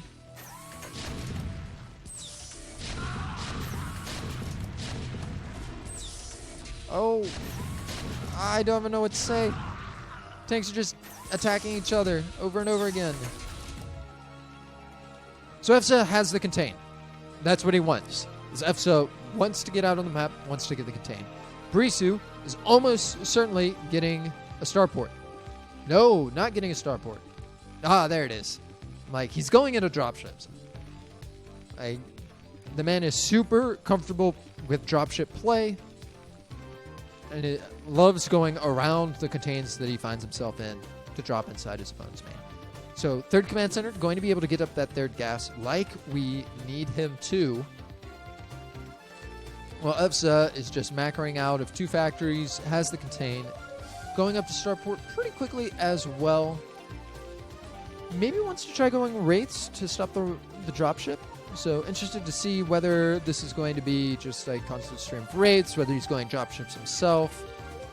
But as of right now, EFSA has the contain, can realistically take a base whenever he wants. So, going to be interesting to see how both players navigate this game. So Barisu doing the sneaky slide over to the third base with his command center. And we're going to see, can EFSA get a third of roughly equivalent timing? Some poking and prodding coming along at the front. EFSA going to lose a tank. Pretty painful considering the machine shop count. But Barisu going to be a bro, going to donate 2 tanks to the cause as well. So now it's going to be on EFSA. Can he get a good factory count up? Can he get a lot of tanks? Cement this position. How is Barisu going to defend his third base, and how much damage are his dropships going to get done?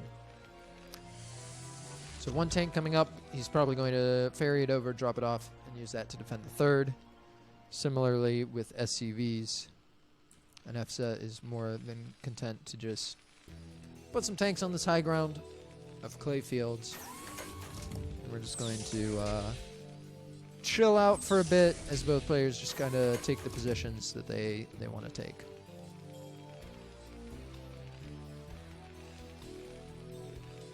It does look like it's going to be wraiths from EFSA. And I like this. It's a little bit of a change from what we saw in Game 1. He did go wraiths. They did not manage to catch any dropships, and they ended up all dying to some turrets. But I think it's kind of the right idea of, at this point, you know your opponent has to do something to break out.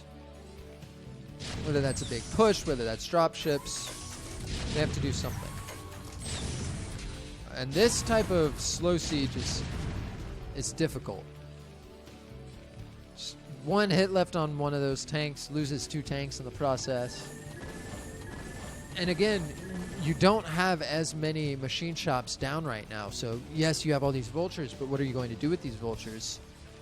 Barisu's got the tank up. He's getting some missile turrets up, so you're not going to be able to come in with your wraiths. The wraiths are able to shoo away the barracks, but at the end of the day, it's not really worth all that much. But Barisu, I guess, is only on 2 factories. 3 bases. Should see an explosion of factories soon. He has the economy to support more than 2 factories worth of production. I know the starport probably eats a little bit too, but 2 factories, you gotta be more than that on 3 bases. Because I mean, if he had 2K, 1K worth more tanks, I mean, he just A moves out, breaks the contain, marches over, wins the game. But as of right now, these Wraiths going to clear out the buildings of Barisu, limiting vision completely. Oh, does not clear out the eBay. It was very close. And now Barisu going to be trying to weather the storm.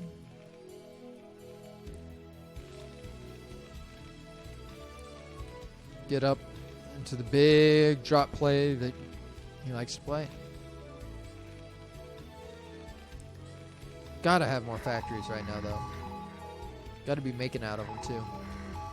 If he had like 8 or 9 tanks here, oh, this is... Need some more machine shops, but yes, absolutely. And the mines to help against the drops as well. I mean, EFSA feels super solid in this position. His natural looks a bit exposed, but I don't see Barisu being able to drop in and kill that anytime soon. So, once again, EFSA being very active on the map for scouting for hidden expansions. Vultures coming around. These Wraiths are about to run into some missile turrets, and the Wraiths are so bad. And he loses them all. Oh, man. Dude, I hate Wraiths so much. Why are they so bad? I want them to have, like, more than 3.5 hit points. It's so... Oh, man. They're so easy to lose to everything. If you're not paying attention for half a second.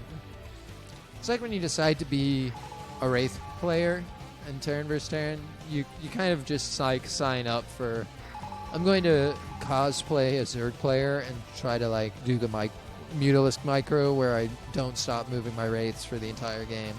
Because if I'm not paying attention to them, I'm just going to lose them. Or they're going to get lost somewhere on the side of the map.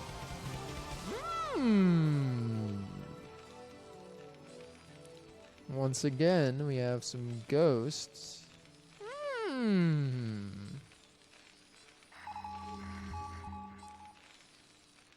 Interesting.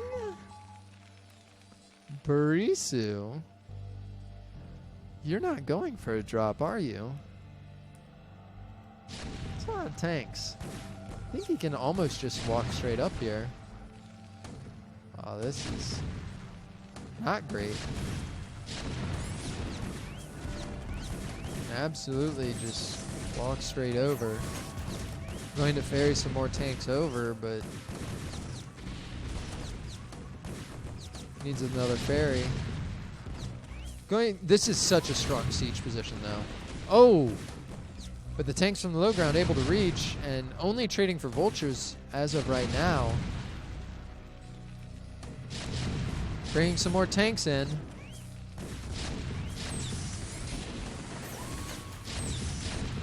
Going to siege up. Going to lose one of the tanks before it sieges up fully. Oh, is this mine going to get off? Mine does not get off. Does this mine get off? No, it does not. And it looks like Barisu's going to barely be able to save this base. However, EFSA does see the nuke silo. And that's got to be a little spooky. At this point, you know, something's up. Something's a little weird. I don't know what's going to happen, but it's probably not going to be fun for one of us. So Barisu does manage to hold this base in its entirety. It's great to hear. And the ghost is alive. But the nuke silo is not yet blinking. He has the money for it. Come on, Barisu. I want to see it. Oh no, now there's missile turrets. That ruins everything. Unless he comes from the backside. Like, he picks up the ghost. He brings him all the way over here. And comes up. Ooh, that would be fun. Dropships from EFZA. Missile turrets are already rebuilt, so not going to be too terribly effective. And now the tank's able to get some free damage in. And the dropships are like, ooh, actually, maybe not. Maybe shouldn't do that one. Not on the way yet. I keep watching for the nuke. It's just not quite there yet.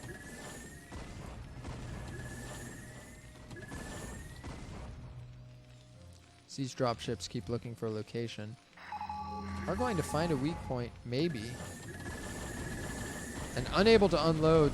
Oh, unloads 2 Goliaths, and that's going to be it. So, EFZA dropships not that effective right now. But EFZA's base, I mean, his economy is up and moving. He's on 3 bases. He's macroing out of 9 factories, 8 factories. And has a contain on his opponent, who really, I mean, he's got the dropships going. He's got the ghost on the way. I don't even know what that is. Some random ghost upgrade, but no nuke. No nuke yet. What are you? I need the nuke. Nuke, please. Please. So tanks are here. Yeah. It's a big, long TVT where we just sit here on 3 bases until something happens, and then either one player wins or we just take another set of mains and we sit here for another 20 minutes. It's pretty much the way this is going to go. Nuke silo's still not building. Oh, EFZA coming in for an attack. This is so aggressive. But a great call considering the number of Barisu's supply that is tied up in non-siege tanks in his main. But the siege position on the high ground here is going to do a ton of damage on EFZA's attacking force. EFZA needs to either run away or get into a more advantageous position. This tank up here near the gas is what he needed the whole time. But more reinforcements coming in from EFZA, going to get picked off from the high ground tanks, and yeah, Barisu takes a supply lead. Tons of tanks just hanging out here. And Barisu can just, I mean, there is no contain. There's no contain anymore. All of EFZA's army is back at home. He has some tanks back here. EFZA scanning for some extra bases. Okay, he knows that Barisu did not take anything special. Not special, sneaky. No sneaky bases. Still have this ghost. And we have the nuke. And that's what's really important, is that we see a nuke. I don't care who wins, I just want to see the nuke. So it looks like EFZA going to go ahead and take another main. Going to reestablish control of this high ground. Don't really need to see him push too much farther ahead than this. Just take the high ground, be happy with the high ground, and then don't get nuked. Which is halfway done. Oh my gosh. Please, all I want to see is the nuke. Barisu has so many more tanks. Look at the army here. Lots of dropships ready to go. Plenty of Goliaths. Really did a fantastic job macroing his way up into a formidable army. Would have liked to see the production buildings built a little bit faster, but at the end of the day, he hasn't been throwing away units, so his army counts increased a lot. And the nuke is finished. So we have to see how does Barisu choose to use his nuke.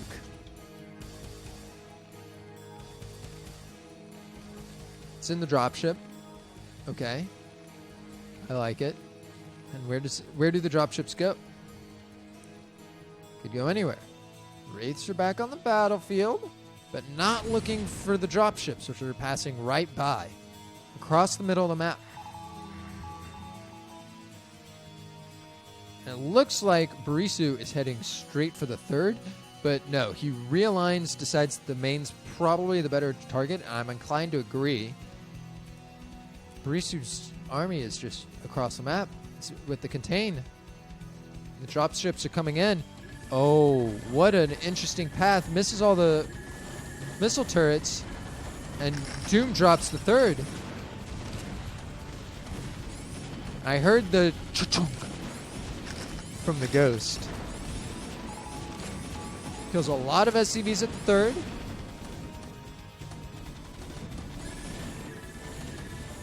Now what do we do with this Ghost? And the Ghost is going to nuke a new drop zone in the top left of EVSA's base. So EVSA still has this contain. Thought that he would be safe over in the top of his base. And here comes the nuke. Big nuke. Clears out a landing zone. But maybe not quite large enough. That's going to be pretty dangerous to drop all of your guys there. And EVSA decides enough is enough. Stop nuking me. We're going to push in, but kind of fumbles the attack a little bit here and doesn't quite manage to push in nearly as hard as he needs to. Isn't going to be able to take out either base. Barisu has plenty of defense here on the high ground.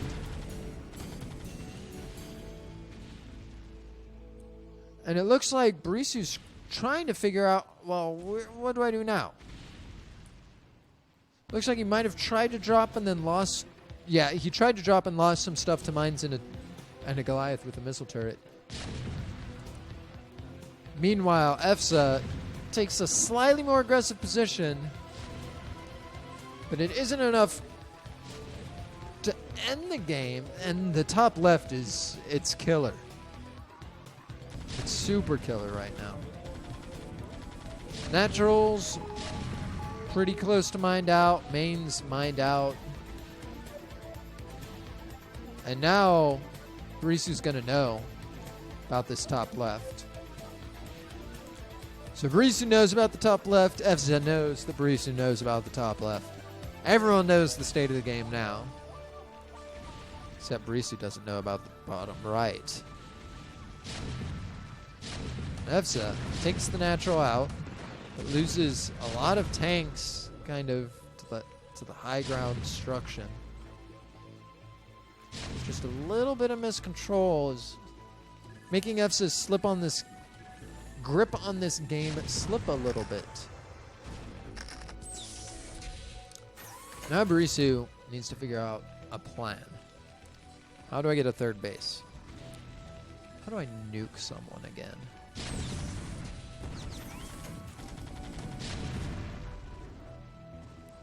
So the third of the original third of EVSA was denied. I don't think we mind all that much. Considering EVSA has taken the other two mains and continues to have... No, please don't be rallying tanks to their death. No. Oh, it's so painful, man. It's so painful. Nuclear launch detected. And another nuke has been launched. Oh no, where is it? In the natural. It looks like EVSA might have seen it. So this nuke not going to do that much. With some supply depots, some missile turrets. And the Ghost runs out of energy.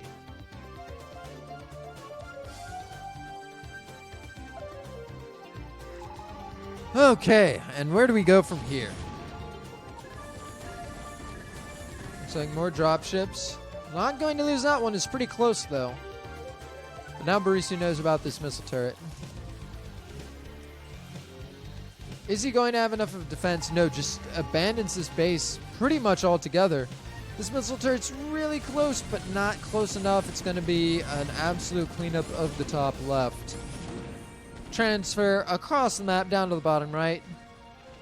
And then when we lose the bottom right, we'll just go ahead and take the top left and transfer back up here. So not the end of the world, considering Barisu's still just on the effective two bases. Effectively one base. I mean, this is mined out. This is dead. to the effective one base of EFZA now. So we're back to a one base versus one base scenario. Both players have one gas.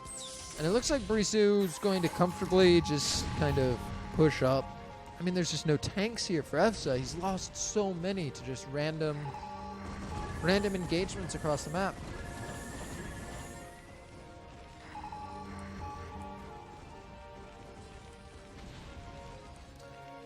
Nuclear launch is ready. There is a ghost out with full energy. A science vessel as well. Looks like dropship is going to head up probably to the top left would be my guess. So he's going to go ahead and ferry up some SCVs over to the top left. While EFZA takes the bottom right.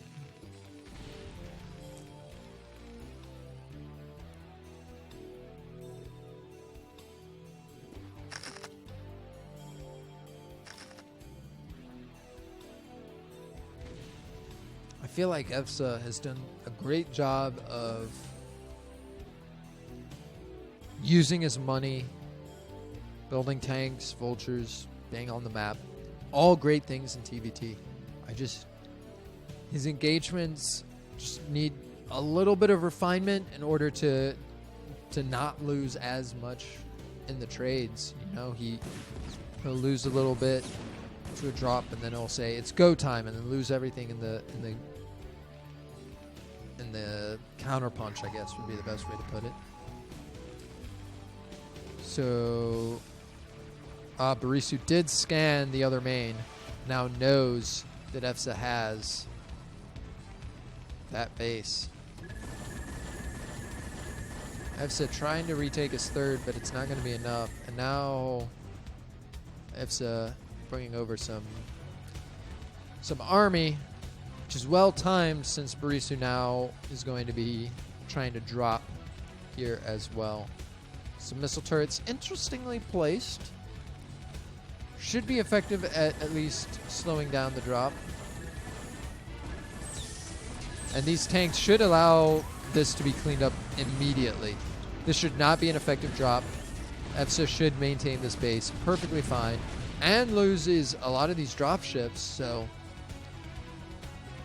really great pick by EFZA, recognizing, hey, my opponent just scanned my base.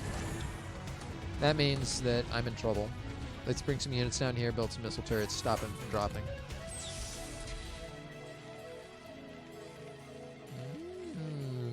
This is not the original 200 energy ghost. Ah, yes.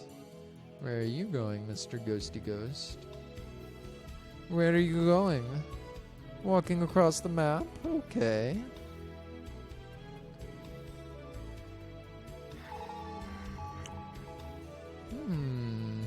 Sneaky. Is he going to be trying to go up into the production line? Is he just going to walk into the mineral line? Is he going to try to kill a whole bunch of supply depots?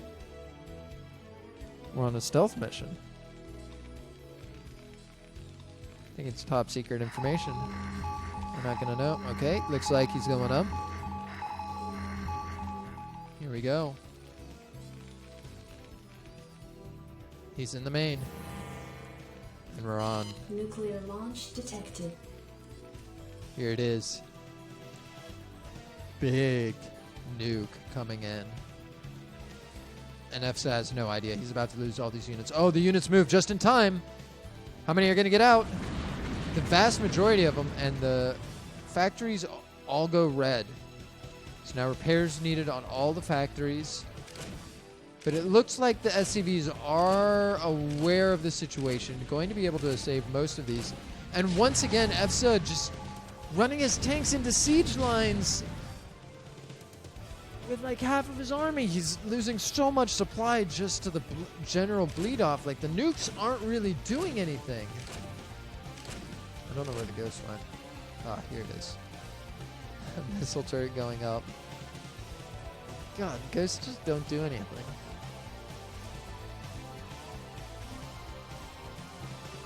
Okay. This factory is getting repaired up. Having a good time.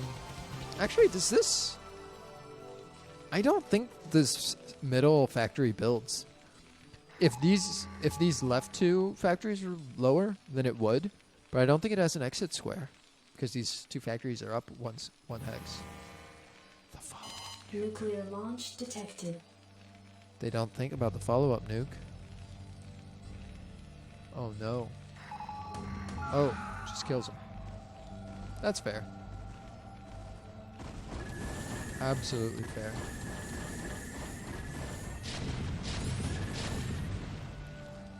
So EFSA needs to figure out some way to kill the top left of Risu or prevent another expansion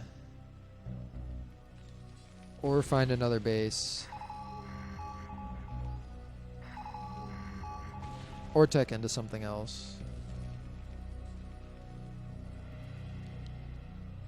As of right now, we're just kind of hanging. Oh my gosh, Risu, dude. You've won this game, please. That's so many tanks. Your whole army's just sitting in your main. You have a lot of dropships too. You could break out, you could walk across the map, you could drop over here again. If you go everywhere with your army, you're going to do just fine pretty much no matter where you go. First we defense, then we win game. Ooh, this is a sneaky Nuclear nuke. launch detected. I don't know if EFSA is going to be able to see this one in time. Nope, looks like he's looking factories everywhere else except for the one place he needs to be watching for. Loses a good chunk of units for that one. And now it's just one tank, two mines, and a vulture. Are you actually going to drop on top of that? Bold man. Mine does not go off, so mine is denied, so that's good. And engineering bay does go down, but that's okay. And once again, EFSA is going to try to attack upper ramp into high ground against siege tanks and lose his entire attacking force. And it's just so painful every time.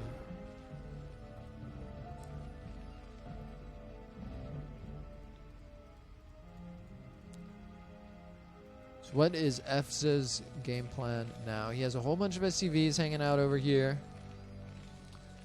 Potentially looking to tech change into starports, maybe change into some factory play. Change into add some more factories in. But right now, Barisu, I think, has a commanding lead in this game. No longer contained, has a ton of dropships, ton of supply. So if the middle factory does not produce, then the unit gets refunded at the end of its production cycle. But it also wasn't able to get repaired when it was nuked the first time, so it died. So now this factory is going to produce units inside this square, which means that the bottom factory will have to relocate. EFSA is in a really tough position right now. Man, you remember when I was joking about how one player would take a main and the other player would take the third of that main? I did not mean that seriously. I was absolutely just kidding that was going to be a thing that happened in this video game. But it seems like I'm actually just Nostradamus, because Barisu picks the most unexpected bases to expand towards. And I mean, EFSA, I might be able to break this with just one drop tank. Let's see. He hasn't had a great track record, but this one would be pretty difficult to mess up. So one tank does go down, but at this point, his tank has a life lead. Both players +3 attack. That's what really matters. What really matters is +2 attack. Okay, so Barisu landed the command center and went, yeah, okay, don't quite have this one. This would be a perfectly fine base for him to take. So would this. But, guess not. Barisu, not the player to just play it straight up. It's more of a swag lord, I think, with all the nuke play. I think that's the best way to describe the nuke. So we do have a nuke ready. We have a backup ghost ready. Whole bunch of units in the main. Whole bunch of drop ships ready to do something.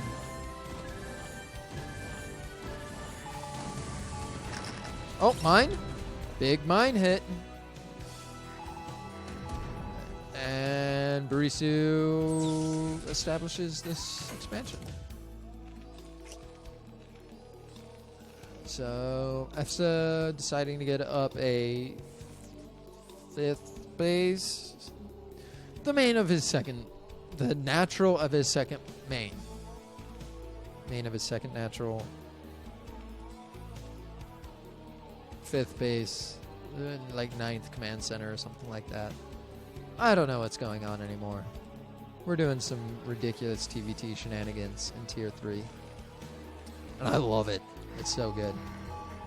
Here comes EFSA's drop. This should be fairly effective, considering both players have +2 tanks, +3 tanks. So, looks like this has tanks in it. Just needs to get those tanks in a good position and siege them up. Siege up the tanks. And now we're in a good position. Should be able to at least take a positive trade here.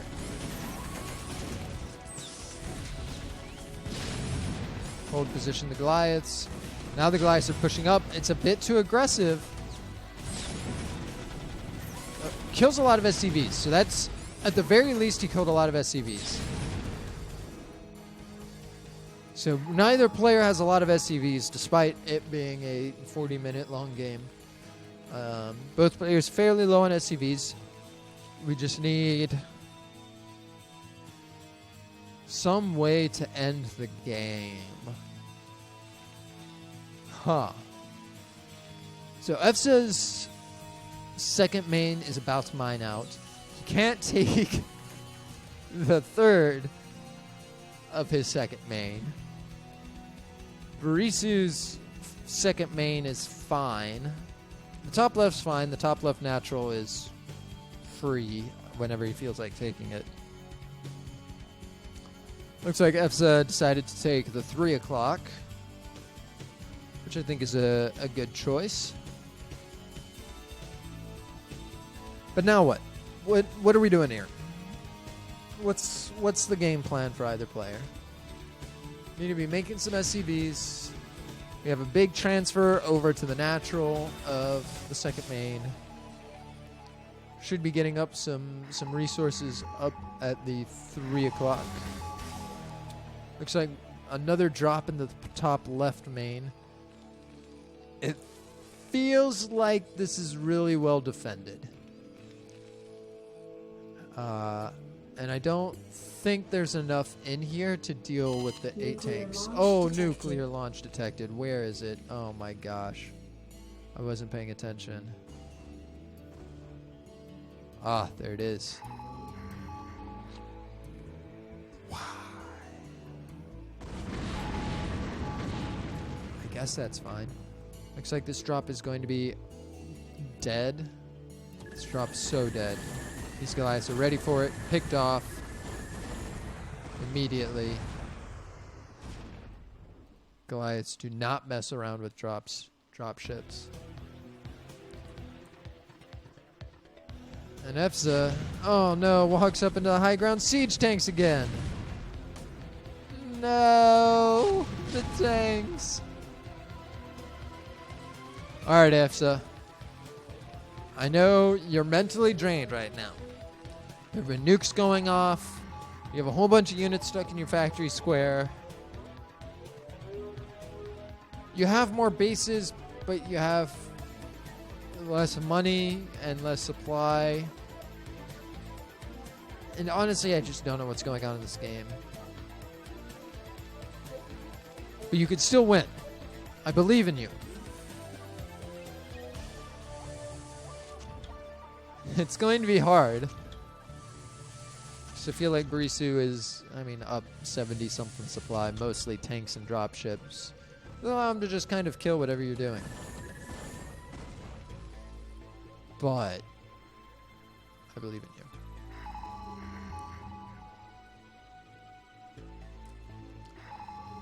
So we will see how this goes. Big drop from Barisu, going to come over and just kill this base. Another nuke coming out. It looks like it is clearing out another missile turret. Do we need to watch this? I feel obligated to watch it because we have so few nukes. Ever.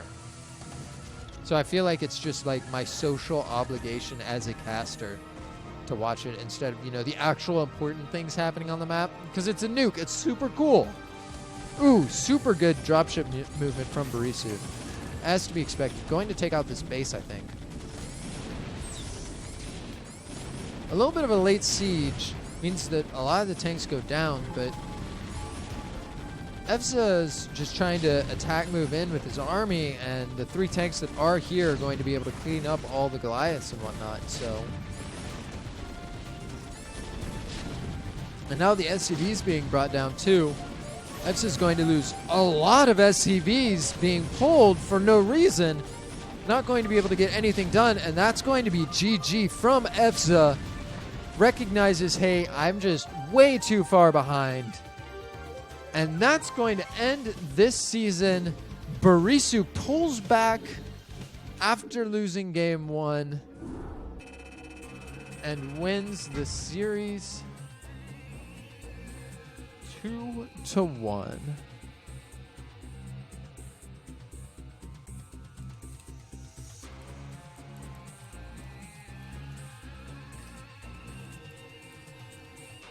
That'll be good enough. Oh, right. Nope, that's not good enough. I lied. Oh, I'm so bad at this. There we go. So now we are 1-1. Samyang Fire versus Passion Daddies. Steve McQueen won the first match. Barisu won the second match. We have 2 matches remaining. Ford versus Danant, another TVZ, and then we will end up the evening with a Protoss versus Zerg.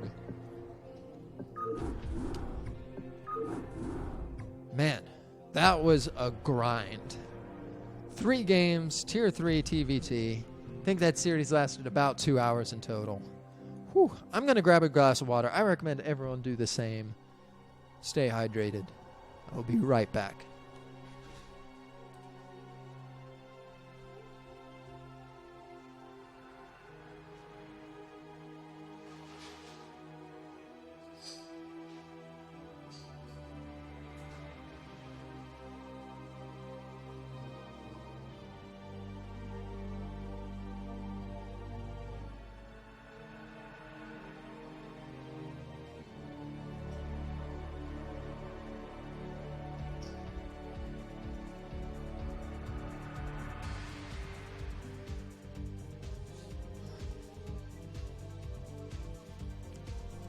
And I am back.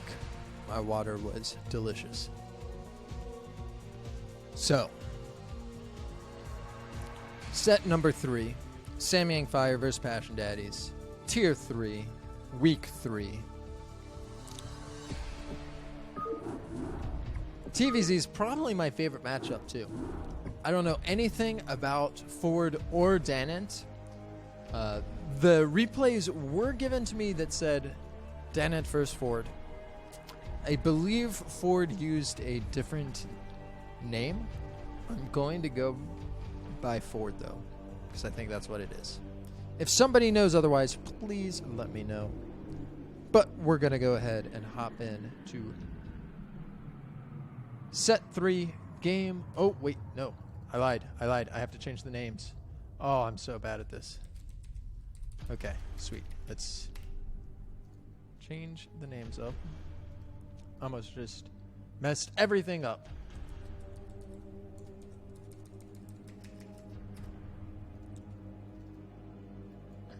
My poor stream quality. How could I? Okay, now we should be good to get into game number 3. Set number 3. Game number 1. Match point between Ford and Dennett.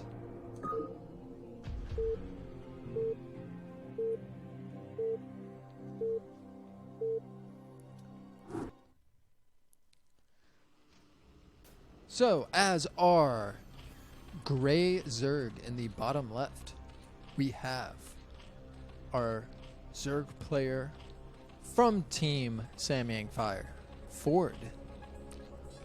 And in the top right, from Team Passion Daddies, we have our blue Terran, Dennett.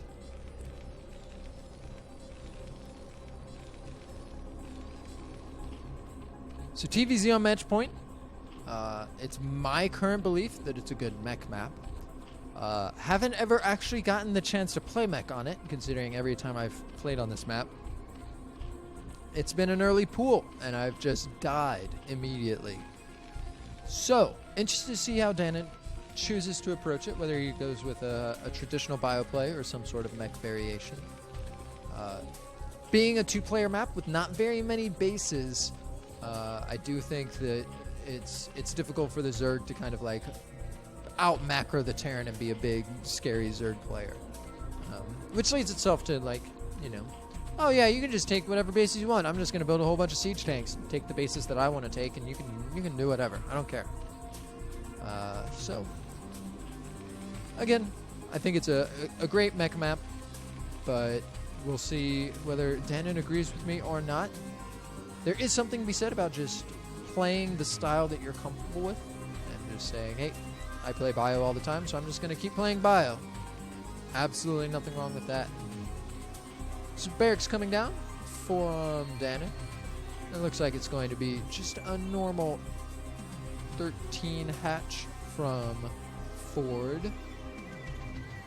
So no gas from Dennett so far, so likely going to be some sort of bio opener, just bio into command center. Super standard, either 2 racks academy or 5 racks plus 1. We're just going to have to see how it goes. And 12 pool from our Zerg player Ford. And this seems totally standard and reasonable from both players. Nothing too surprising here. So it looks like getting the supply depot before the command center. So probably going to be like a 19 command center, something around there. It's fine. Scouting SCV comes in, going to get poked by the drones. Run around in a circle for a little bit. And try to see what the gas timing is.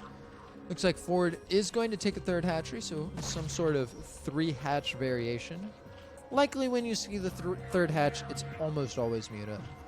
I know that there's 2-hatch Muta and 2-hatch Lurker, but not really see a lot of 3-hatch Lurker. So this fairly well confirms, you know, Dennett should be aware of what's heading his way. And he's perfectly content to just take an expansion, start building up the Marine count, and continue building the stuff that he needs to build. So Zerglings are on the map, and looks like it's just 2-4 for now. And both players, I mean, this is super standard from both players.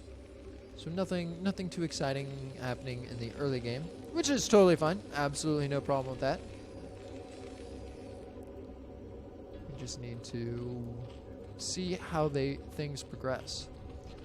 So Zerg player Ford should be able to get the lair started right away.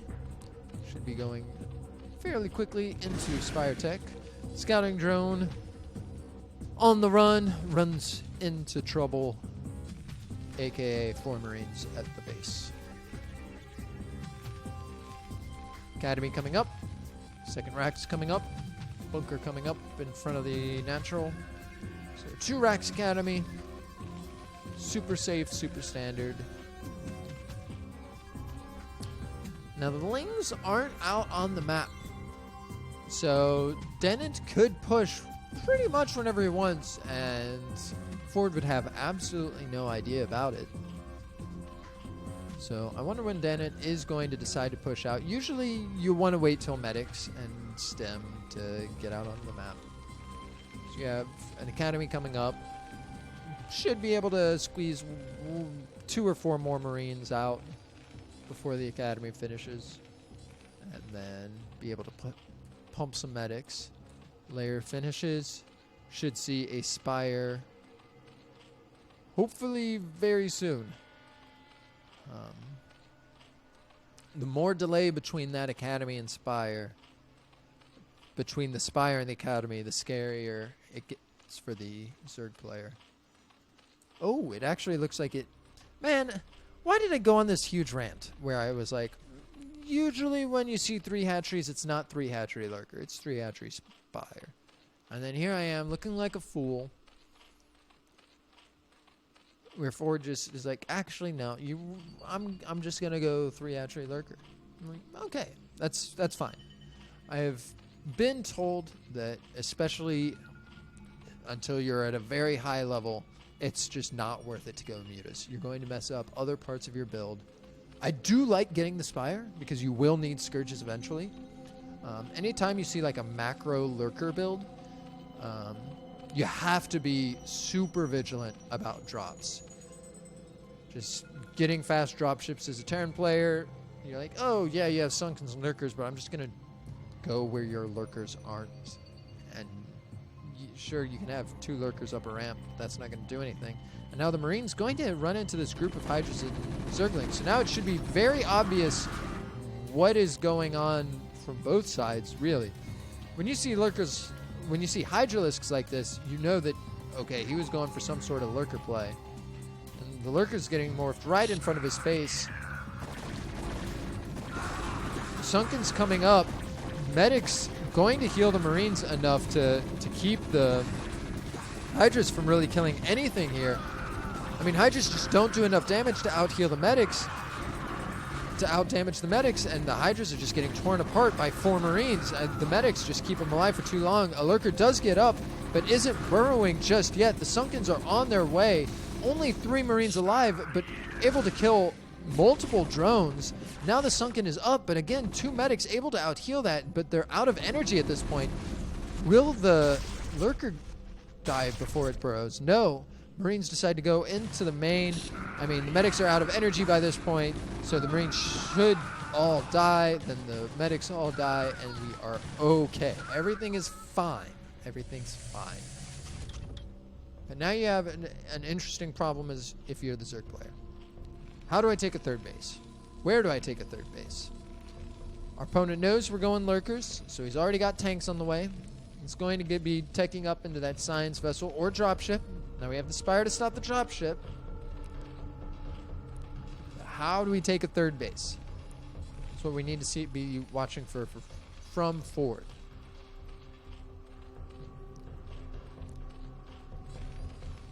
Things coming in, able to get a full scout off, see exactly what's going on, see 4 barracks, tank pop out of the factory, starport on its way, everything looking pretty much exactly how you want it from standard, from Terran. There we go.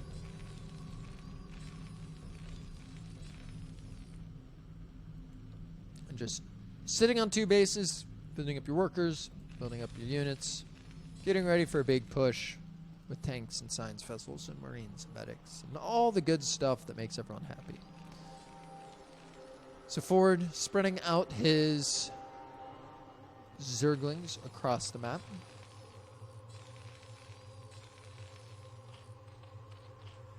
Again, really interested to see when is the 3rd base going to come down. Where is the 3rd base going to come down? What is our tech choice from our Zerg player here? Those are the questions kind of bubbling in the back of my mind. And it looks like we are taking a 3rd base down at the bottom of the map. Now, you normally see Zergs go for the very top left. It's super far away from the Terran and kind of, there's 2 attack paths, but they're both narrow ramps. I think this is the only other real alternative to that top left. You have the mineral only, which you can take.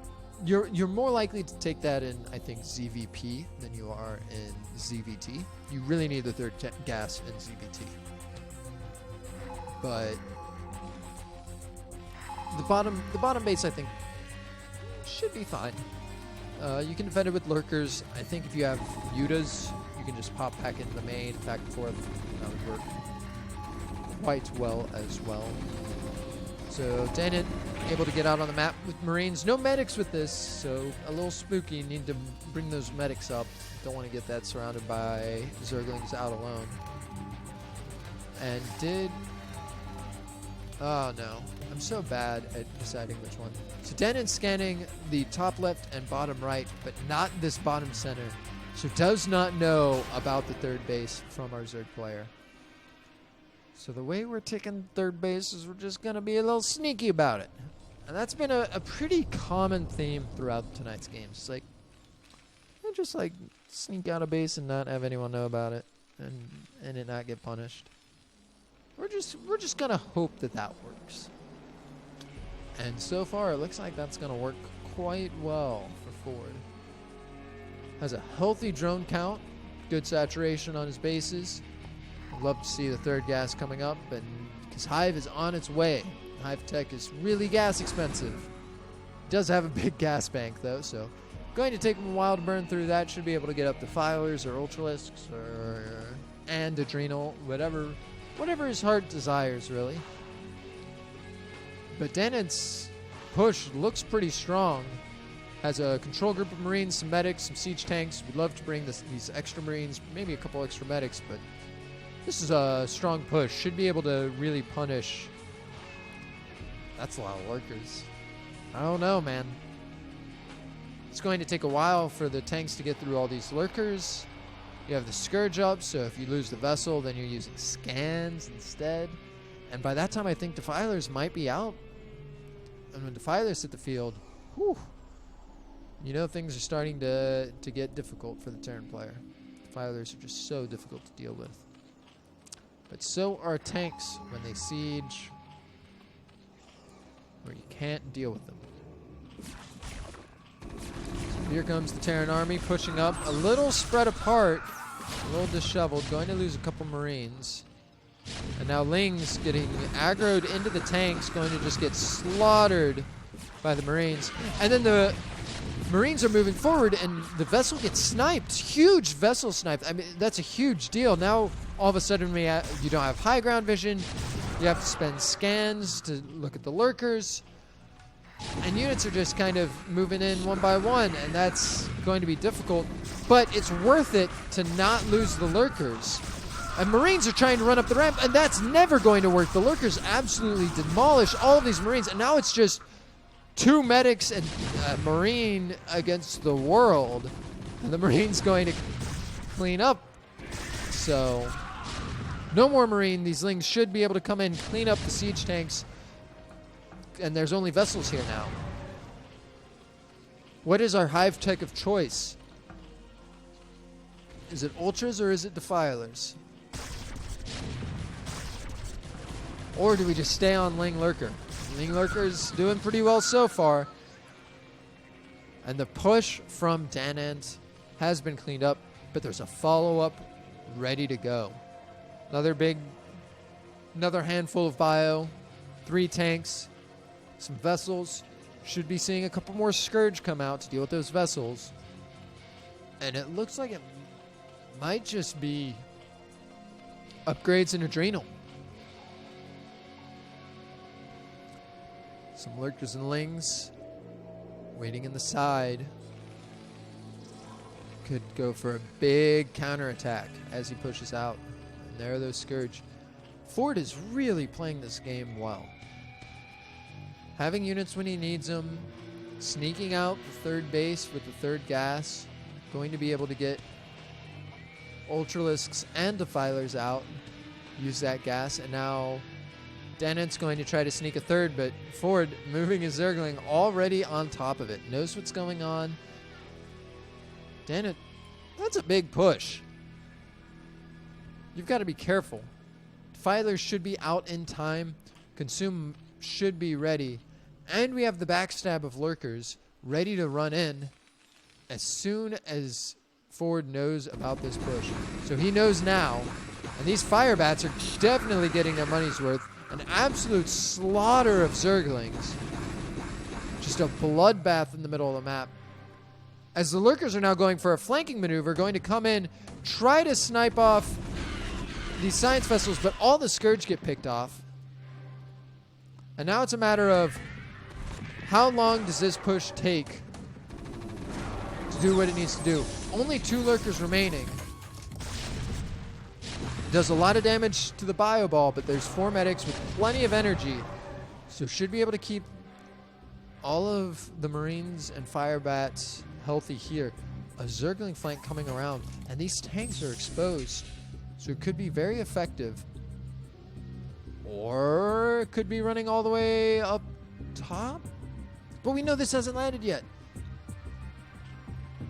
And now we're spooked. We're pretty spooked. It's consume finished. Looks like we were getting an upgrade that was not consumed, so I have to assume that consume is done. And that would mean that this push really can't get too much further.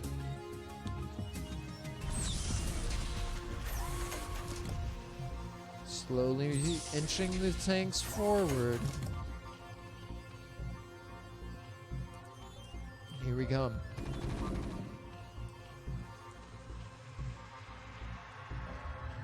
And it's being very careful in this push. Wants to be careful and not push too aggressively against lurkers. The lings are getting torn apart, and the vessels are getting the irradiates. And all of a sudden, you're not going to get any more lurkers. But you don't need lurkers if you have Dark Swarm. You need the Dark Swarm. Consume is done. Gets an irradiate on 1, but that's not the one with the Dark Swarm. Dark Swarm goes down. Can we get another Dark Swarm? Nope, not enough energy. Just go for another consume. No, he doesn't. So you have 1 Dark Swarm down. And why run back when you can just run forward instead? Runs up the ramp. Maybe a bit too fast, though, as these Lings and Hydras are going to be able to get on top of these Marines. And then, oh, but the Fire Bat, huge Fire Bat hits. And now there's Dark Swarm all over everything. The Lurker's trying to get underneath, but 4 tanks is going to be able to clean that up just fine. And there's enough Irradiate to kill any of the Defilers that are coming out. Are there units coming out of this 3rd base for a flank? Doesn't look like it, and the Marines are just running through the Dark Swarm, able to get up top, and the Lings running 1 by 1 are just going to get torn apart by the 3-2 Marines. Denard super on top of his upgrades. And the siege tanks move forward. There's nothing here to stop them. No Defilers. The Lings are just running 1 by 1, and that's not going to do enough. Hydralisk then is going to go down. Natural is going to go down. No 4th base yet. No 3rd base from Danant.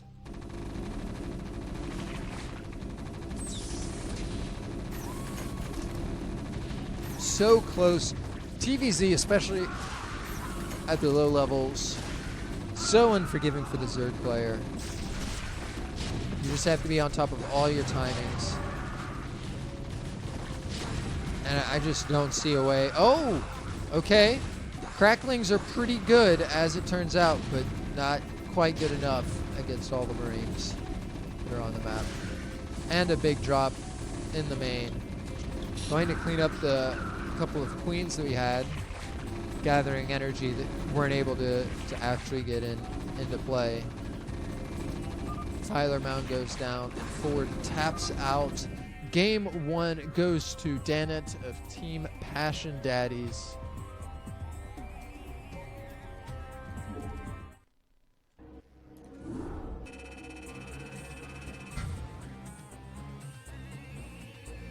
And we head to Game 2 on Tau Cross.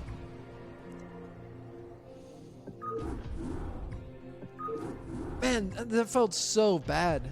I mean, Danant did a great job of pushing, getting repelled, but having another push ready to go and really executing his second push well. But I felt like Ford navigated that game really effectively in terms of like getting his units out at the right time, getting a third base, getting up to hive tech. It all felt like it was coming together, and then it was just like a little bit off with the defilers. We're getting ready to go into game 2. Danant versus Ford on Tau Cross. In the top right, from Team Passion Daddies, Blue Terran, Danant. And the Black Zerg from Team Samyang Fire, we have Ford. Dude, Black Zerg looks so sick. Wow. Black Terran looks real bad. Maybe this is dark gray. Maybe it's dark gray. Yeah, I'm almost positive this is dark gray and not black. But this color scheme is sick. This looks absolutely dope. I might need to switch to Zerg just for this color scheme. And the fact that Zerg is really cool. I mean, Blue Terran's good too. Can't go wrong with Blue Terran. Blue or Red Terran, I mean, just always looks good. But this dark gray Zerg, whew, super crisp. Tau Cross, fun TVZ map.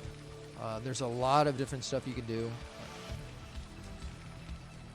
I almost feel like the Zerg player is forced into Mutalisks because there's so much surface area to attack with air. And tank drops can just kill your natural if you go for lurkers. So you have to be super careful and not die to that nonsense. Because that would be bad. So Danant, interesting barracks placement. Oh, let's get rid of that. Interesting barracks placement. Should be fine. Just not blocking anything. And a little bit far away from his main command center. But should have plenty of room for extra production buildings. Should be very easy to macro from. Hatch first from Ford. Should be able to get his spawning pool down. Be able to get underway into a normal type of macro game. Which again, I felt like he was navigating really well.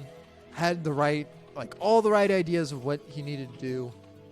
Get out either lurkers or mutalisks, get out a good drone count, defend the initial push, tech into hive, get the units that allowed him to be offensive. But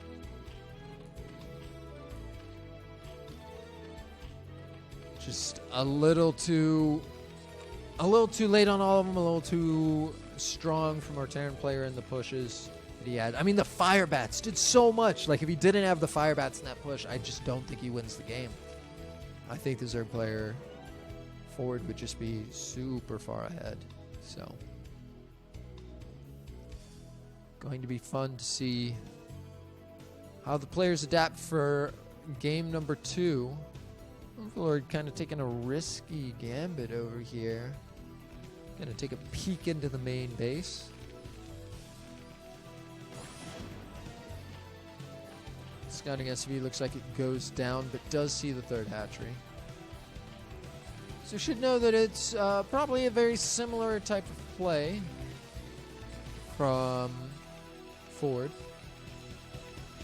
We'll just have to see how Danant decides to react. Whether he favors that two racks academy, whether we see something different. I don't imagine we would see anything too extremely different. I think that game 1 went really well for him. We'll just add on the second factory, get some gas, get an academy, add on some medics, push across the map. Second scouting SCV, a little bit of an interesting choice. Maybe just trying to see what lair tech our Zerg player decides to go, but it looks like no lair. But a fast evolution chamber. So some sort of... We have a lot of gas. We don't have speed. Do we have +1? No, there's the lair. And there's speed. So it's just maybe a delayed lair. We need to squeeze out a couple extra drones, not use the minerals. Oh, oh, oh, oh, oh! Oh no! Keep the drone alive! Ah! Okay. Drone manages to live. Bunker's up at the front. Danon feeling super suave, super safe. Nothing bad is gonna happen to him just yet. Why is this evolution chamber so fast? What am I missing? And it looks like it's going to be 3 hatch Hydra again.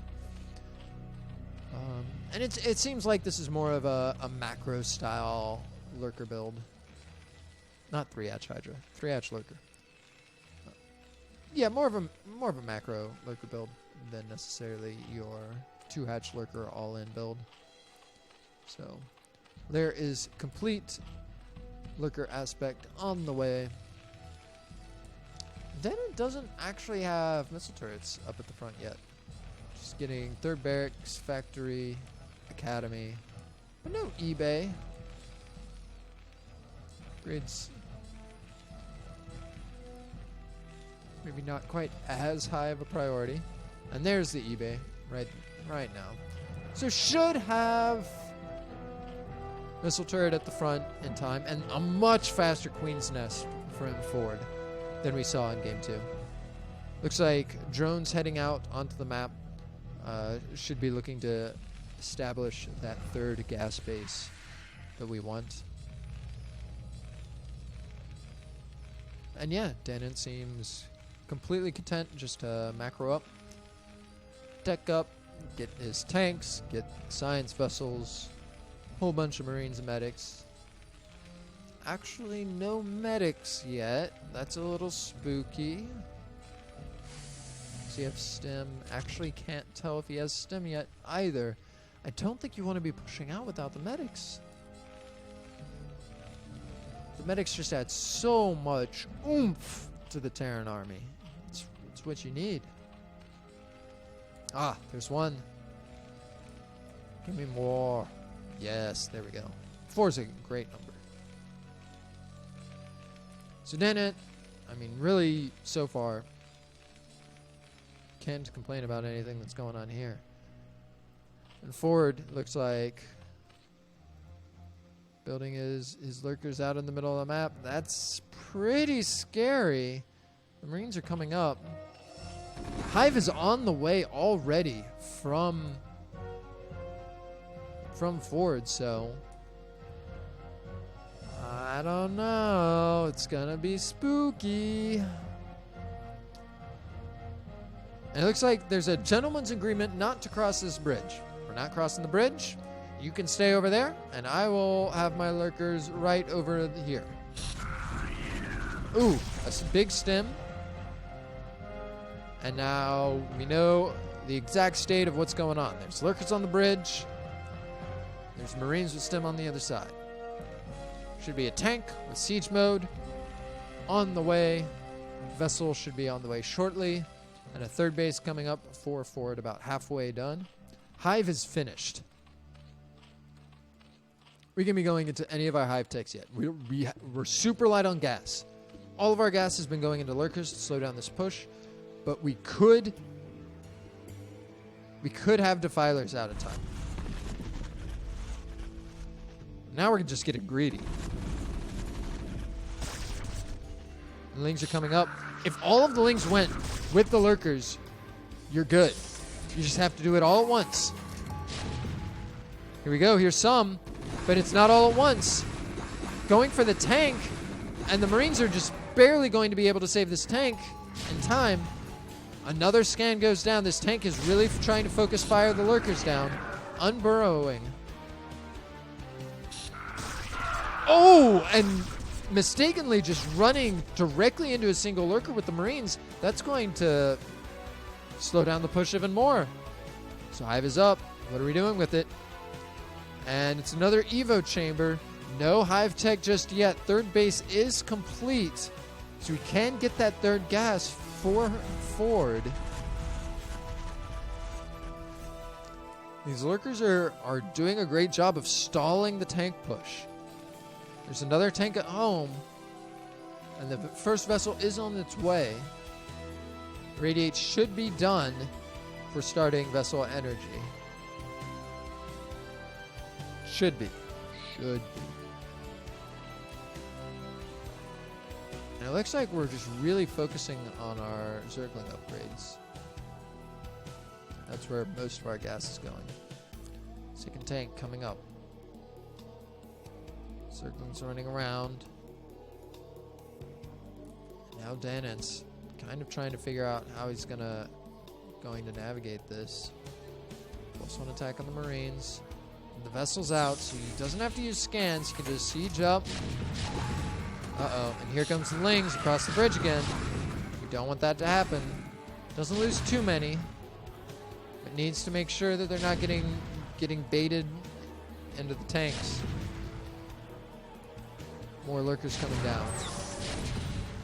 Trying to save more time, but the number of tanks keep growing and growing, and here come the Lings. Lings are coming up. That clears them out. Can't be too aggressive, though. The Marine count is dwindling rapidly, while the Lings just keep on coming. Third base is operational. Forward. There's only one vessel so far. Second vessel on the way. 2 more tanks at home, which would really speed up clearing out these lurkers. But there's just not that big of a Marine force. As soon as we get a hive tech building, looks like Nidus connecting our bases. And Ford's doing a great job of keeping his money low. But still, I feel like you have to have the filers. Here comes the Spire. Not quite the tech building we were looking for. Will help deal with these vessels, though. They won't have nearly as much free reign. Keeps bleeding one Ling at a time. Now the lurkers are going to Unburrow. Kind of having a difficult time deciding where they're going. More lurkers on the way. Continuing to slow down this push. The Marine ball keeps growing, though. No third base from Terran, no fourth base from Zerg. Spire almost complete.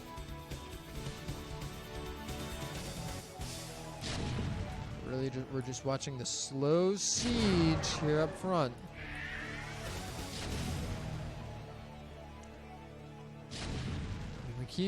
We're bleeding off lurkers, but we're not really losing a lot of ground as it happens. This is okay, but if we could stall it out just a little bit longer, should start seeing some Scourge to help clean up these vessels. These Marines are positioned almost like he's going to try to go for a bust. 1-1 now finished on the Marines. +2 carapace on the Zerglings. Starting to look like Ultralisk plating is going to be the way that we try to win this game. It's not going to be defiler control. It's going to be using lurkers to delay. Moving up with this lurker squad. Going to lose some. Should get some big spines. Allow for the Lings to get in on top of the bio, but the bio is just going to shred with the +1/+1. Going to be able to clean up those Lings, and now there's not nearly as many lurkers to be afraid of. This army can absolutely start pushing because there just isn't the number of lurkers, isn't the number of Lings there used to be. And here we go, we're across the bridge. That's what was really slowing Terran down was the bridge. Irradiating an Overlord is such a troll maneuver. And it goes. Fourth base on the way from Ford. Third base is still a little light on drones. What are our upgrades looking like? Okay, we have our hive tech buildings. We should be getting, Consume's on the way. Ultralisks don't quite have that armor upgrade that they need to be the terrifying monsters that are just unkillable. And just get on top of all your Marines, and then you irradiate them with the science vessel, and everything dies. It's just really sad. Denon's coming up and going to just take just the most broken siege position you've ever seen in your entire life. And these Zerglings don't stand a chance. It's just an absolute blender of Zerg as they run around and get chomped by the Marines. Vessels fly in, full energy. There's a single Scourge here. Does get a connection, but doesn't lose a vessel yet.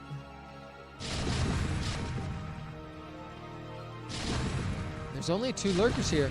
Now Scourge coming in, going to get 1 vessel, but the other 2 high energy, going to be able to get irradiates out. And we're still just bleeding out Zerg units to the massive bio ball that exists by Danant. Nidus goes down, so no reinforcements from the 3rd. Looks like drones are the choice from the 3rd. And Overlord drops, being researched. But there's no defense. The bio has free reign to just walk in, and we can just walk it in, finish up this series. Danant, some pretty impressive play. Not rushing his siege up, not rushing any of his pushes. Able to just control with the tanks and the vessels and push across the map before Defilers or Ultralisks come out. Of course, I say that as the first Defiler pops in range of tanks. It's going to instantly explode. Oh, you hate to see it, man. Oh, it's so painful to watch. Scourge coming up, trying to get the last vessel, but I mean, there's so many Marines. I'm going to lose every drone here. You have 2 Defilers, but what are your attacking units here? I mean, even the single fire bat can kill enough Marines underneath. Lose both Defilers, and that's going to be it. Danant is going to take the series 2-0 against Ford.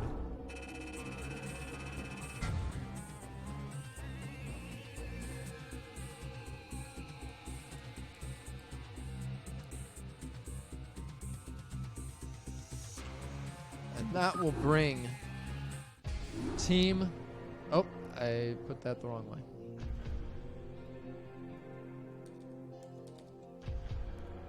That is going to put Team Passion Daddies up 1 game. So at the very worst in Tier 3, they can tie. Because I don't know where the 5th game went. I don't know. It wasn't in the replays I was given. Don't blame me. Blame your players for not turning in their replays. And remember to add 3rd games as well.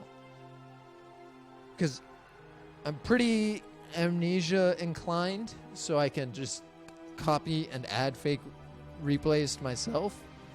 But I know that not every game is going to go to game 3. I don't remember which ones do and which ones don't. But it sucks when you don't add fake ones. All right.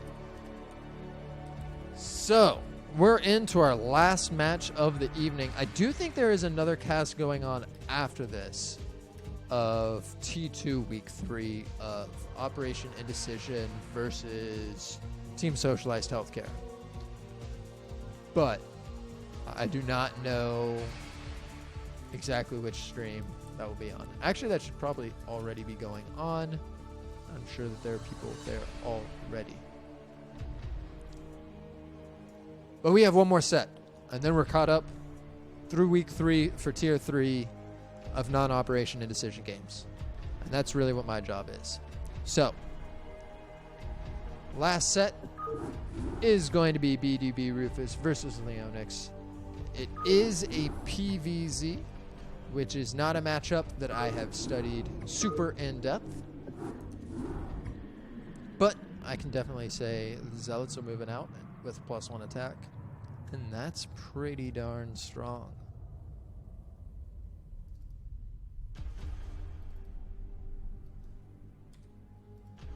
So with that being said, we are going to jump into game 1 of BDB Rufus versus Leonix.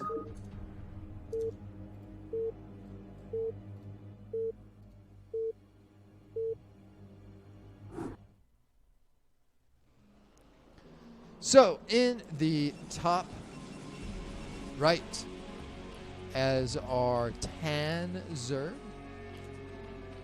of Team Passion Daddies. That's the name of the team. Wow, I'm really good at this. We have Leonix. And in the bottom left, as our brown Protoss, we have BDB Rufus of Team Samyang Fire. So yeah, PvZ. Have not played this matchup in a while. For those that don't know, I am a Terran player on Team Operation and Decision. But before Remastered came out, I played like a lot of Zerg. Back when like IC Cup was the main way that people played games. So I kind of knew the game from that perspective. And then when Remastered came out, I was like, let's try something different. I grinded Zerg for a little bit, but then swapped over to the Terran, and that's what I've been playing in CPL to kind of learn the game better. But it's been a while since I've played Zerg, which means my Zerg vs. Protoss not nearly as up-to-date. So things like 973 versus 9734 and intricate details like that, not as knowledgeable about. So I'm very interested to see what these players do. Hopefully it's very standard stuff. I don't have to like do some deep analysis of any crazy things. So far it looks like Hatch first out of Leonix. And that is a little unusual. I think Overpool is kind of the safe go-to type of build. Hatch first, of course, very viable. Absolutely can do that as frequently as you want. And Rufus is going for a Forge Expand. Scouts the Hatch first, so it's going to be able to go Forge, Nexus, Cannon, Gateway. Which is kind of the way that you want to be able to build all your buildings as the Protoss player. So you definitely don't mind them going Hatch first.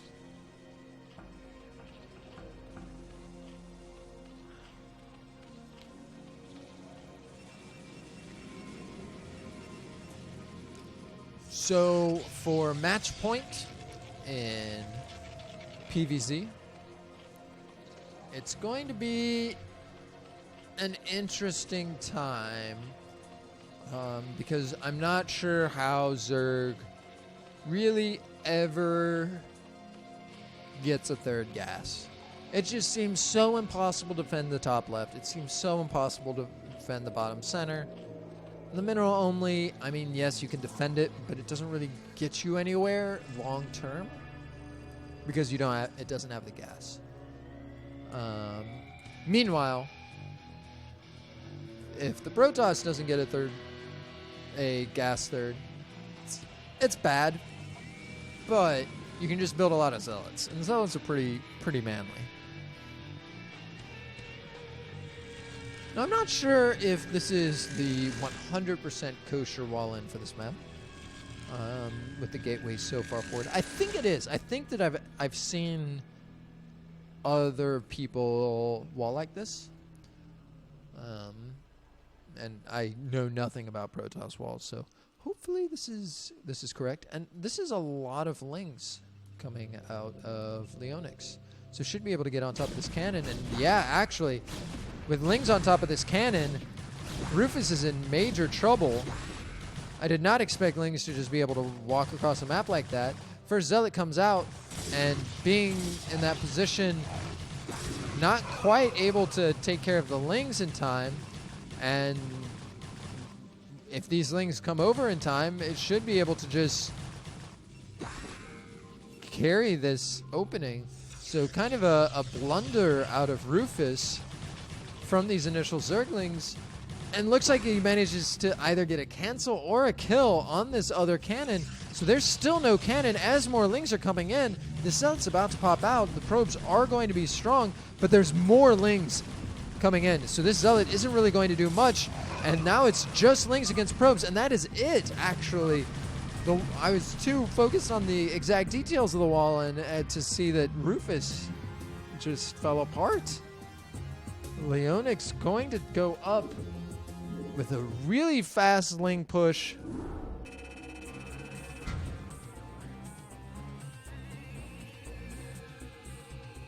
Goes up 1-0 in the series.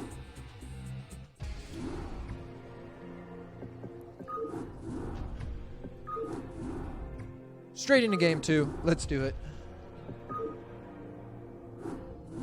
Barely had time to talk about anything about the game. I just talked about how I didn't know anything, because I thought everything was standard, and then things were very not standard. Game number 2, Tau Cross between Leonix and BDB Rufus. Leonix, this is black. No, is this dark gray? Oh my god, this looks like black. Maybe it's dark gray, I don't know. I think this is black. Black in the top right as Leonix. At the bottom of the map, we have Rufus as the green Protoss. Green is just the best Protoss color, I think. It looks so good.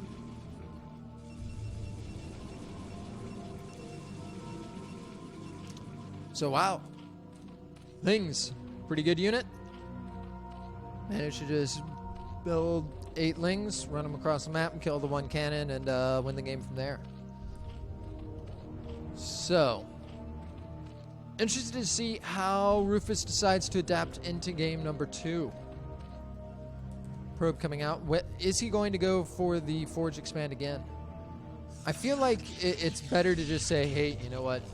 I didn't scout as well as I should. I'll keep my probe alive better. I'll make sure my probe is more in checking larva counts, rather than say, you know what, I need to build 2 gateways in the middle of the map. I definitely like the let's just play super safe, play super standard, and that will be fine.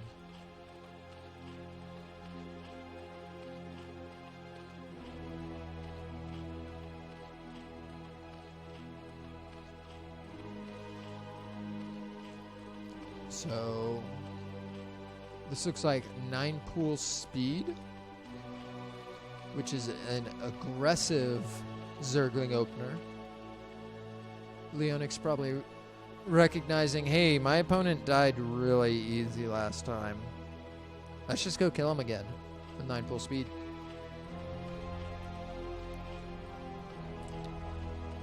So here comes the first set of 6 Zerglings going to be coming across the map. The scout is second scout, so Rufus should build the cannon first. Should be throwing up a cannon, but the probe isn't going in. Oh no, Rufus, you gotta get in there. You gotta know what's going on. Here come the first 6 lings, and now we know. So Rufus sees the lings. What does he do? 2 cannons immediately, and the gateway on top, and this should be good enough. The probe's blocking, and he's pulling an extra 3, and that should be enough. They should be in time.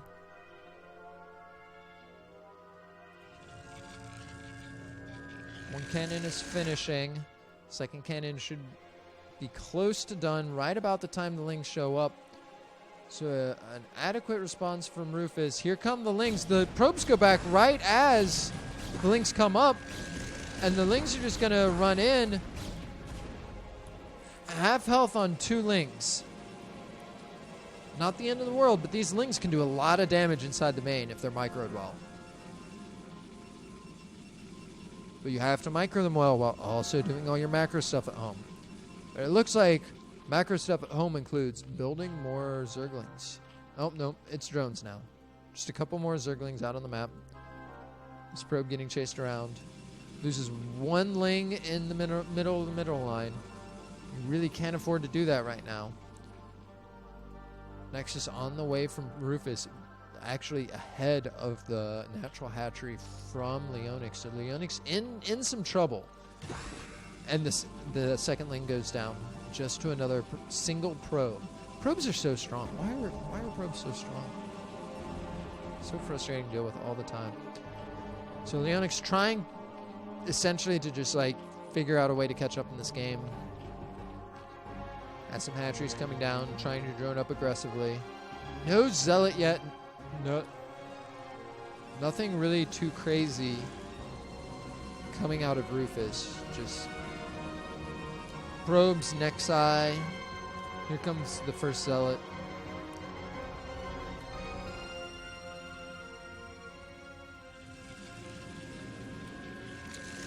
And a second probe scout. The Onyx going to be taking the 3 o'clock hatchery. I think that's probably the right choice. It just feels very open. I'm not entirely sure how you sim City against 8+1 speed zealots with Corsairs. I'm not sure how you really do anything. So Rufus is going to go for more standard play with the Stargate, going up into Corsairs. And the Onyx needs to figure out a game plan. Is mining gas again. Should be going up to layers shortly. Is getting a 3rd base. But Rufus definitely has a commanding lead after the failed 9 pool.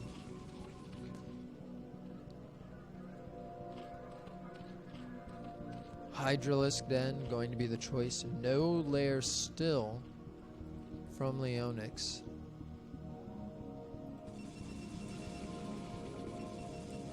Meanwhile, we have Stargate plus Citadel. That's for sure just another pylon. Up to 3 zealots in the natural from Rufus.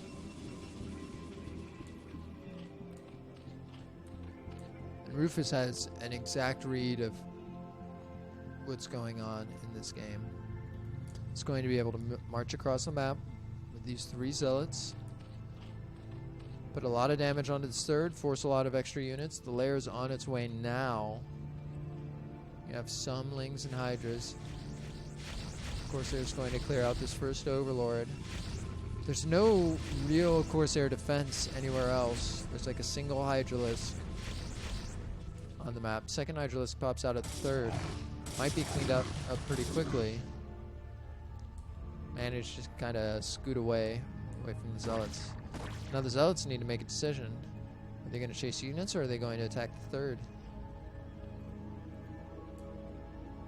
Corsairs. Oh. Flying right above the Hydralisk. Going to take a good deal of damage. He's now looking for Overlords. Gets a great scout off. That's the real purpose. But then manages to take somehow manages to kill like 1 million Overlords every single time they hit the map. But just pokes their head in. Doesn't see any Overlords. Sees exactly what's going on. Lair, Hydra Den, Spire. Rufus, maybe a bit too scared of the Hydralisks, threw up 3 more photon cannons. 4 more photon cannons. Thinks that this is going to be a Hydra bust. Maybe doesn't quite realize that it's just a delayed lair and a delayed Spire. Also ceasing Corsair production at 2, so not really going for that max full dive on Overlords and kill them all strategy. Could be much more conservative. So doesn't even kill a single Overlord there. Huge drone production out of Leonix too. Matching the number of probes from Rufus. So Rufus, despite really navigating the early game in a way that put him ahead, it's kind of not hitting all the strides here in the macro game. Starting to get up in high mineral counts, falling behind in workers, not getting the damage with the Zealots on the 3rd. And now Leonix is really taking full strides, powering ahead, getting a huge economy going. And he's going to be able to transition that into a really aggressive, formidable mid-game. More gateways coming down. +1 attack just about to finish for the Zealots. Of course, that's going to allow the Zealots to absolutely shred through every Zerg unit that has ever existed. Sans +5 armor Ultralisks. His +1 Zealots effectively do infinity damage. And there's nothing you can do about it. You just build lurkers and hope that they lose their observer. At least that's my understanding of PVZ. So Corsair's poking in again, doesn't manage to see an Overlord. Sees extra hatcheries. Pretty good drone saturation.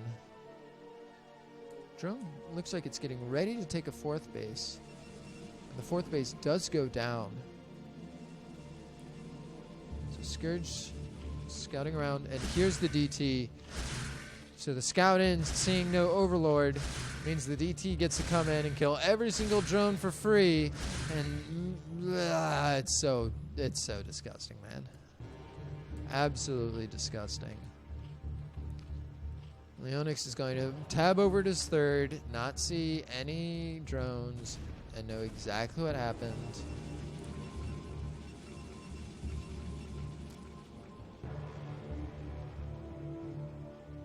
So, 7 drone kills, super impactful, especially against the Zerg. Going to be difficult to get those drone numbers back, when really right now he wants to be building only Hydralisks, so that when he loses his entire army to Storm, he has effectively another whole army ready to go. And the Dark Templar is back. And now he realizes, oh no, I've lost everything I own. Plus more. And there it is. He's going to be able to kill this Dark Templar. Finishes at 8 kills. More than enough to be worthwhile. Sets the Zerg player back quite a bit in terms of overall economy management. So Rufus now needs to re-drone up his 3rd, start getting drones up on his 4th, and manage to defend the +1 push that is going to be coming out from Protoss soon with a whole bunch of storms. Like, it's going to be difficult to deal with, especially taking a 3rd behind it with really no means of Zerg being able to get in and pressure that. You can send a couple Zerglings at it, but they're not really going to do all that much.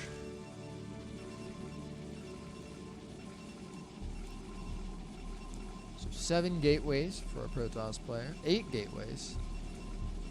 So this is a big timing push. 8 gateways, usually a 2-base push, but taking a 3rd behind it. Going to be able to push across a map, and I just don't think there's enough Hydralisks right now. Maybe too many drones trying to recover from the DT, as Leonix now has to retreat up into his 3rd. Maybe trying to just control his units a little bit, get to where he needs to be. And I mean, his 3rd saturation looks great right now. He just needs more Hydralisks. He needs Hydralisks, he needs Zerglings, he needs things that can fight. Because this Protoss army is huge. I think this is an absolute monster of a Protoss army, especially if there are big storms that land. These Hydralisks don't stand a chance. And there's no lurker tech right now. Or at least there's no lurkers on the field. Where's the Hydra Den? There it is. So lurker tech just started. And there just isn't enough here. Well, there's a lot of Dragoons and not very many Zealots. Here come the storms. First storm hits a lot of the Templars. Actually kills a lot of his own Templars with that storm. Second storm, a lot better. Kills 4 Hydralisks. And the Zealots are on top of the Hydralisks as well. Able to get them out, and now it looks like maybe a little bit of second thoughts from our Protoss player trying to push into these Sunkens. Going to lose quite a few.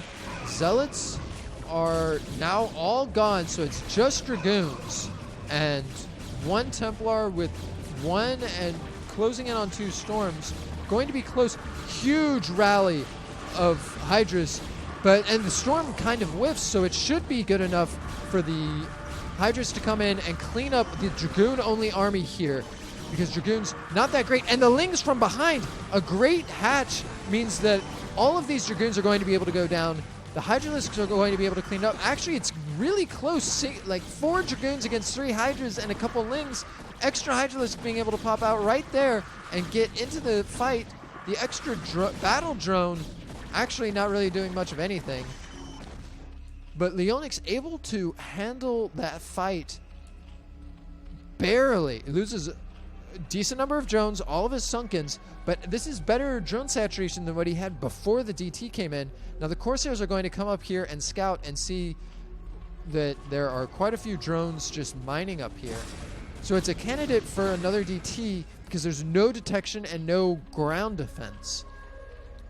But Leonix does have the ability to keep macroing out a lot of Hydralisk, a lot of Zerglings, and that's what he needs to be doing. So once this is scouted, it does look as though Leonix recognizes, hey, I gotta do something about DTs.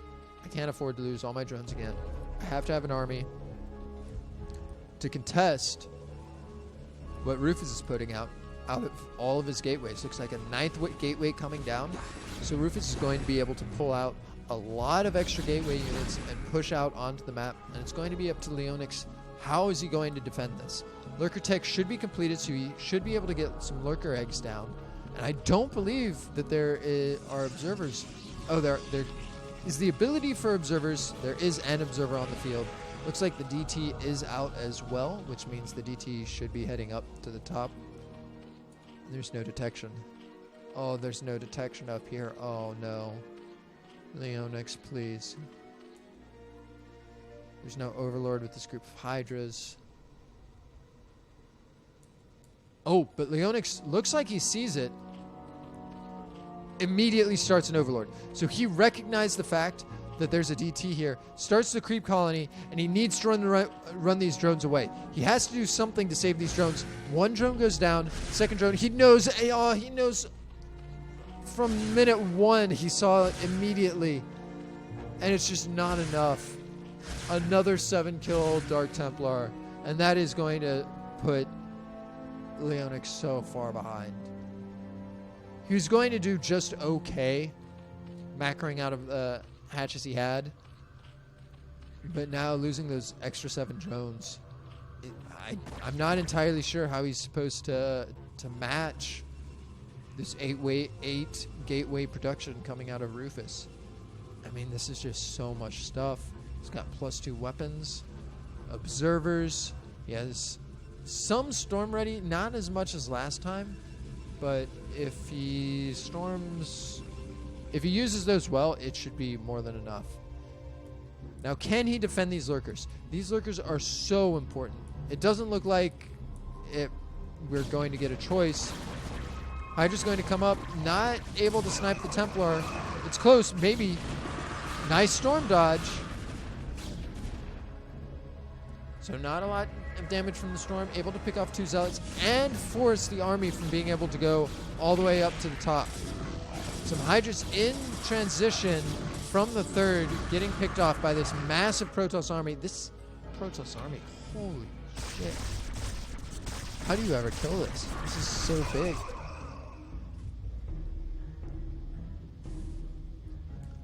Leonix in serious trouble, as Rufus is just wandering out on the map. No fear of the Hydra instilled in him. And he's just going to be able to run this over. Observers are able to see the lurkers. Great storm hitting 2 of them. And there's nothing here.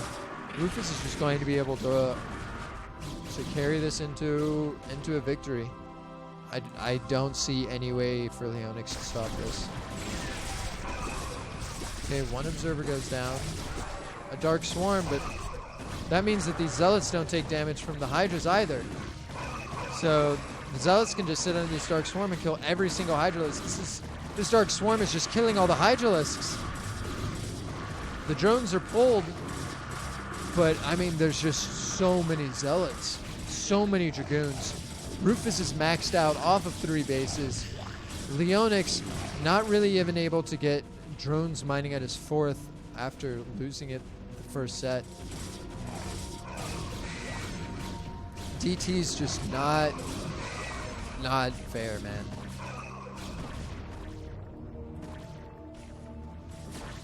"15 drone kills in this game. And now Rufus... this could be a difficult break. I can totally understand not wanting to just steamroll through here, especially when you're up a base, you're taking a 4th base, and you can just attack up top where there's not really anything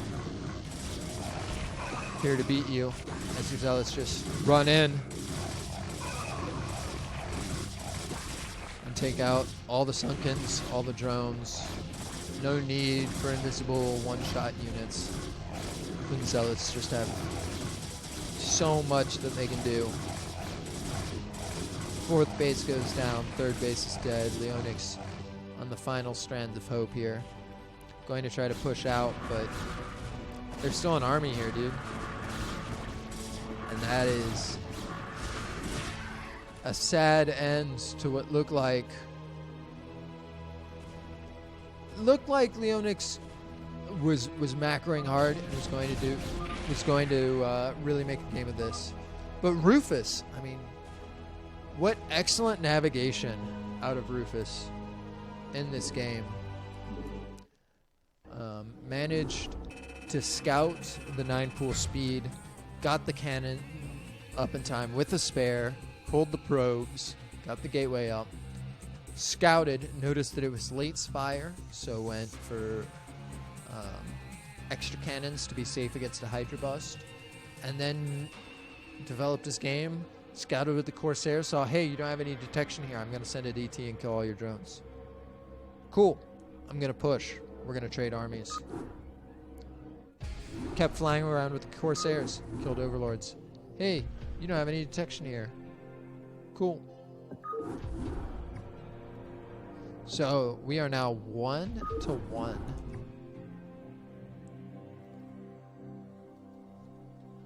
Rufus versus Leonix. Tier 3, Week 3. CPL Season 5. Samyang Fire versus Passion Daddies. Last game of the night on clay fields. It's Leonix versus BDB Rufus.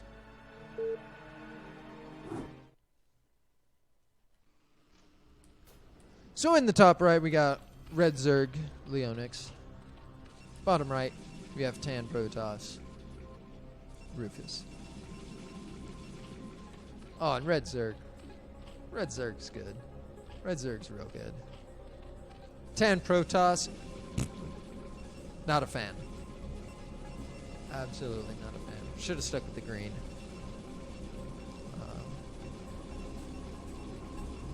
So yeah. Clay Fields. Fun map. I've enjoyed it being in the map pool. It is not a map that you see very often at all. But I think it's fairly... I mean, it's a good map. I think that TVZ is probably its most ridiculous matchup, just because of the high ground. But overall, I don't see too many major problems with it.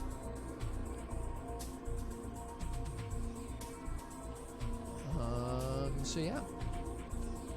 Looks like a pylon scout from Rufus is going to be able to see exactly what's going on the whole time with Leonix. So Leonix is going to need to try to figure out, hey, how am I going to get my hatchery up? How am I going to get my pool up? Rufus actually kind of seemed like he got juked it for a little bit there. Looked like he was going to try to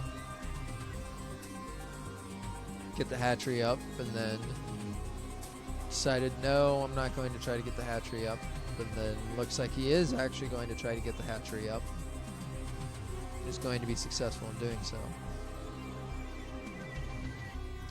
So decent number of probes pulled off minerals. 2 to help with this hatchery. 1 to scout. Going to forge. And after seeing the hatch first, going to be able to just go Nexus right afterwards. Interesting cross-map scout from Leonix. Maybe just checking for gateways in the center of the map. Maybe just saying, hey, that probe was at a weird time. Either way, opponent is not cross-map, so always unlucky getting scouted first and never scouting them first.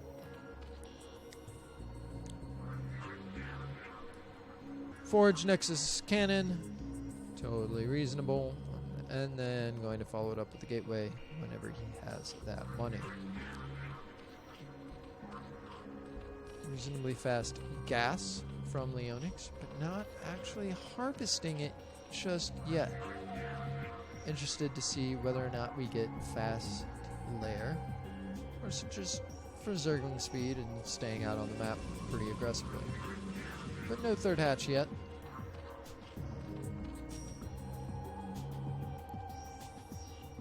Oh, it was not a cross-map scout. Okay, Leonix. I'm picking up what you're putting down. I was about to say, I think we should see a third hatchery soon. But then I didn't want to seem like a fool, as, you know, I usually do. And, have you go like 2 hatch Muta, which I don't think is a ZVP build. And here, with the cross map third, that's going to throw Rufus for a loop. I think he might have noticed that there's no gas here. So it's going to be interesting to see what can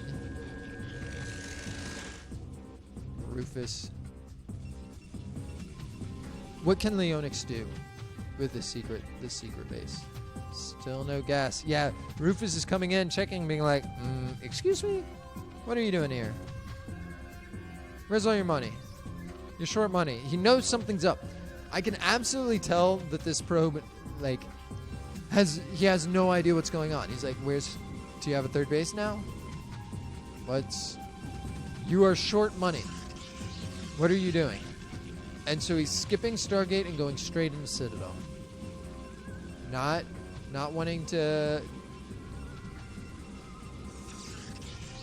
play the game of fast Spire tech because he knows it's not coming. It's a fairly normal timed lair. And there's a secret hatch at the bottom of the other side of the map. Man, cross map too. What a bold decision. I thought for sure it would have been top left. But instead... Oh, 3 zealots from Rufus. I don't think Leonix is going to be ready for this.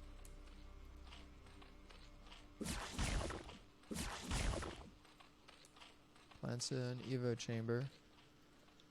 That's enough for Rufus to go, maybe shouldn't try to fight in the sunken.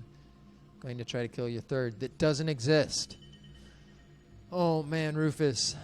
He knows. He keeps looking for it. He's like, you should have a third base. Why don't you have a third base? He does have a third base. You just don't know where it is.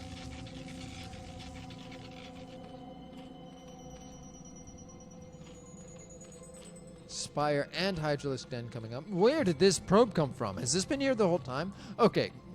Tan is absolutely... Tan Protoss busted on this map. Like, I absolutely did not see this probe. Now, I might have been casting for a while. But, like, look how difficult that probe is to see up there in the top left. Like, realistically, yeah, you can see it. But that's really tough to pick out. Like, that's ridiculous. Like, Neonix still doesn't see it up there.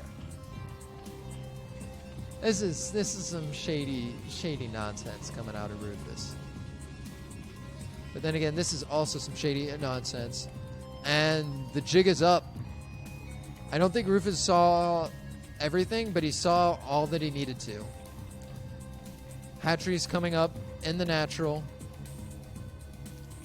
And Rufus needs to make something happen, or Zerg is just going to run away with this game. Sunken's coming out. There's a couple Zerglings here, but if the Zealots just march across, there's not enough here to actually defend well. There's a lot of money in hatcheries and not a lot of money in defenses. All the defenses are in Sunken's up in the main. And here come the Zealots now of Rufus. Rufus going to be ruthless and just absolutely slaughter this Zerg expansion. I don't think there's any way for Leonix to defend this. All he has is Zerglings, and these are +1 speed lots. Absolutely not the right defense. And all the drones are dead. Okay, one drone's going to be able to escape, but you only have Zerglings right now against all of the, like, equal numbers of Zerglings and +1 speed lots. You're never going to clear this. Okay, Mutalisks are coming over. Is it going to be in time, though? He's definitely losing one hatchery. Will he lose the other two? It's going to be close. I think that he's going to save the two in the natural, but I think it will take way too many resources, and the follow-up attack from Rufus is going to take it. A drone, unfortunately, popping right at the wrong time. These Mutalisks not getting involved with the Zealot Zergling fight. So the Zealots are trading incredibly effectively, and the Mutalisks are actually enough to scare all the Zealots away. So these two hatcheries manage to stay up. So only, like, obviously 1 million Zerglings die, but 4 drones and 1 hatchery, not the end of the world. But there's so much still at home. How do you save it from the follow-up attack? What happens when these High Templar are Archons? Your 4 Mutalisks don't do anything then. Okay, decent stack of Mutalisks. And there's not a ton. Okay, Archons coming up in the main. And that's going to be the Mutalisk defense. As the Mutalisks come in, they're going to see the Archons. This gateway positioning. Oh, no. Watch out, watch out. Oh, you can't take. Oh, no. Okay. Not a lot of splash damage from the Archons. Whew. Archons do so much damage to Mutalisks. It's absolutely insane.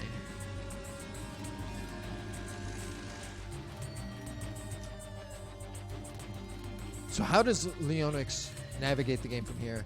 Builds a lair in the natural of the bottom left base, and is just building mono Sunkens down here. I like this game plan. I think the Sunkens are going to be enough to dissuade the Zealots with the SimCity. Oh, that's dangerous. Going to take a lot of damage on these Mutalisks. And the Mutalisks going to be able to snipe the High Templar. Snipe a full energy High Templar. Super worthwhile. And these other High Templar are out of position from the Archons. Going to be picked off too. What great dancing from the Mutas. One more High Templar, but no Storm on it. So there is no more Storm in this game. Leonix doing a great job of... Okay, there's another High Templar. doing a great job of sniping High Templar, greatly reducing the storm count. And now Rufus is trying to find an in. There's Sunkens everywhere. There's smatterings of units everywhere. Like, you're not breaking this easily. Oh, losing 2 overlords though. It's not going to supply block Leonix, but he's in desperate need of getting some drones up in his 3rd and 4th. Rufus is 4th, just now finishing. Photon cannons coming up. So Rufus is navigating his army around the map. Can Leonix hold on? It's going to be close.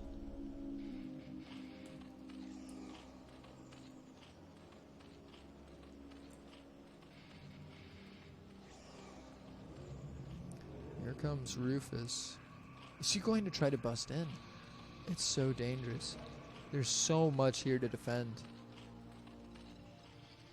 Plus to attack, now finished for Rufus. And what's his follow-up?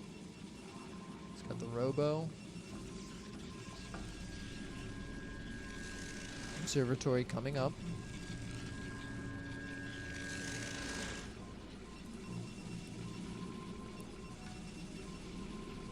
Not quite as many gates as last game.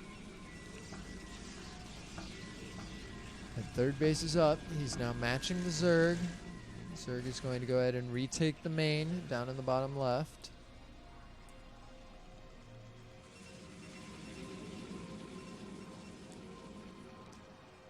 And what are we trying to do here?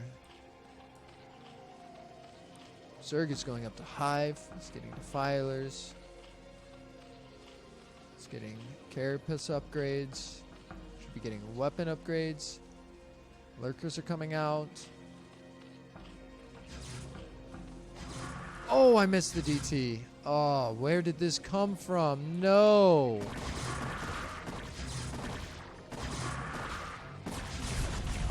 This is the real reason I quit Zerg, by the way. I can't deal with DTs. I just don't notice them ever. Where? There were overlords here. Obviously not enough, but they were there at one point.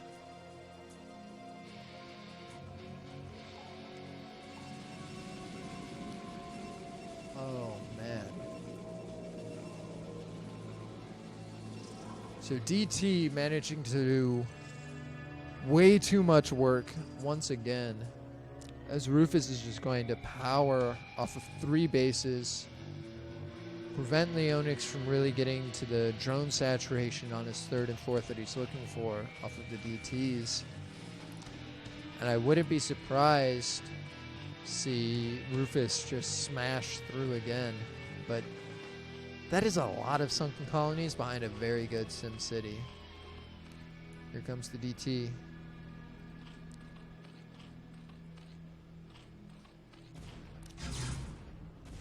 Should be able to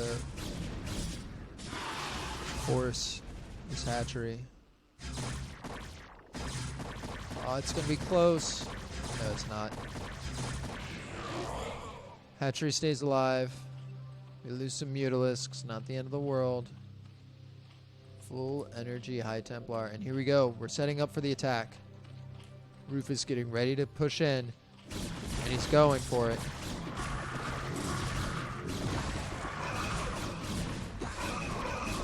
SimCity's good. There's a good, decent number of Hydras here. And the Zealots really aren't able to get in all that well. Lurkers coming out. Evo Chamber goes down. Here come the Lurkers. Finds doing a lot of damage to all these Zealots. Is there enough here from Protoss? We're running out of Sunkens. And the Lurkers are still here. There's no Observer right now. Observer late to the party, just now coming in. Now sees where the Lurkers are, get cleaned up with a nice storm. Now there's only 2 more Sunkens, and there's still a lot of Protoss army left. Ooh, Dark Shroud not working against buildings means that these Dragoons are going to be able to pick off the hatchery and the Sunken Colony. The Hydras underneath are going to be able to do work, though. And the Hydras from behind might be able to help clean up. There's only one Zealot left in this army, which might be enough to allow Leonix to macro up. And 2 Queens? Interesting choice. Bottom left, macroing up, looking pretty decent. And Leonix is just barely trying to hang on right now. He's building up as much as he can, getting more Sunkens up. Needs to start the Sunkens immediately before more Zealots and Archons. And oh man, Rufus's macro. The extra production cycle is really kicking in. All the gateways coming in. There is just not enough here for what Rufus is able to bring.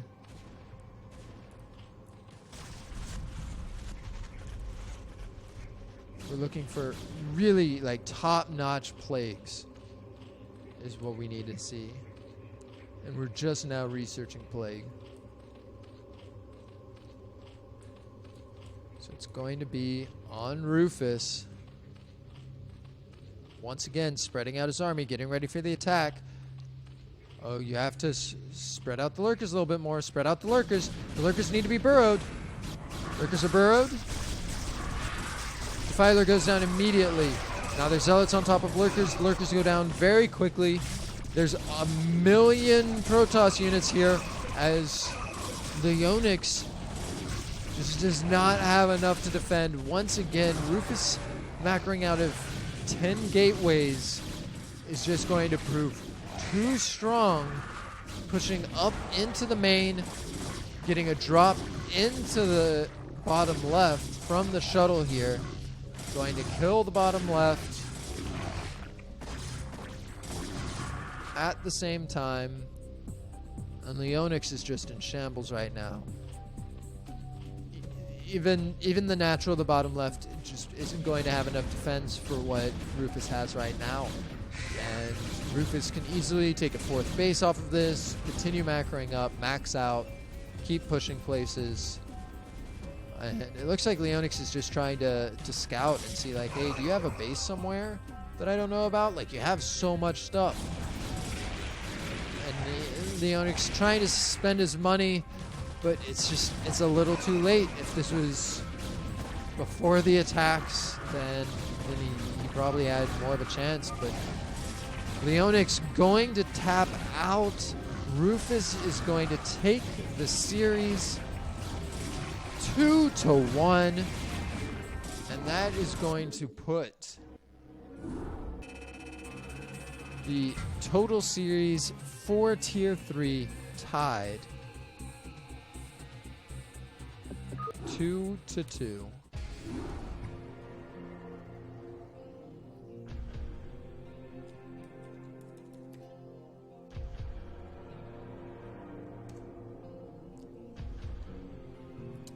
So for the day, we had a great set of matches. Chess T versus Steve McQueen. Steve McQueen saying, hey, guess what is really good against Terran? Building a lot of Zerglings and running at him. So that was super sweet. You had the Grindfest of Barisu versus EFZA, which EFZA started off with some pretty cool aggro plays in Game 1. Game 2, a 45-minute long Doom Drop nutso grind fest where neither player actually kept their main bases and just kind of was crazy all over the place. And then Game 3, which had nukes in it, which is always very cool. Ford versus Danet, a heartbreaker for our Zerg player Ford. As I feel like he understood everything he needed to do, just the execution wasn't quite there against Danet's very, very solid timing pushes. Ford just was getting the Defilers as he was dying, and that's just so sad to see. And then Rufus versus Leonix seemed incredibly closely matched. Rufus losing the first game just to some minor cannon things, and Leonix building a lot of Zerglings. But then Rufus, from a very strong macro standpoint, scouted more aggressively, built more cannons, and proved that going up to 3 bases, macroing out of 8 to 10 gateways, roaming across the map, really makes the Zerg's life difficult. So, well played to all our players today. Unfortunately, we don't have a 5th match tonight to decide which team actually won Tier 3. So, that is going to do it for me for tonight. Now, depending on what my schedule looks like tomorrow night, and what everyone else's schedule looks like tomorrow night, we might catch up and just do Tier 4 of Tier 3. Week 4 of Tier 3. Yeah, that's the way that goes. Week 3 of Tier 4. I don't know. Whatever we want to do. Maybe I'll just play games. Maybe that's what I'll do. I don't know. It doesn't matter. But anyways, thanks for tuning in. I appreciated everyone hanging out. And until next time, farewell. I guess I can wrap up by saying thank you to the Coach Pupil League people for setting up this tournament. I know I've seriously enjoyed playing and meeting new people and practicing. So if you are interested in Coach Pupil League, I would definitely recommend signing up. Reach out to any of the admins. They can point you in the right direction. For everyone else, this is going to be ZenoAkoop out for the evening. Have a wonderful rest of your night.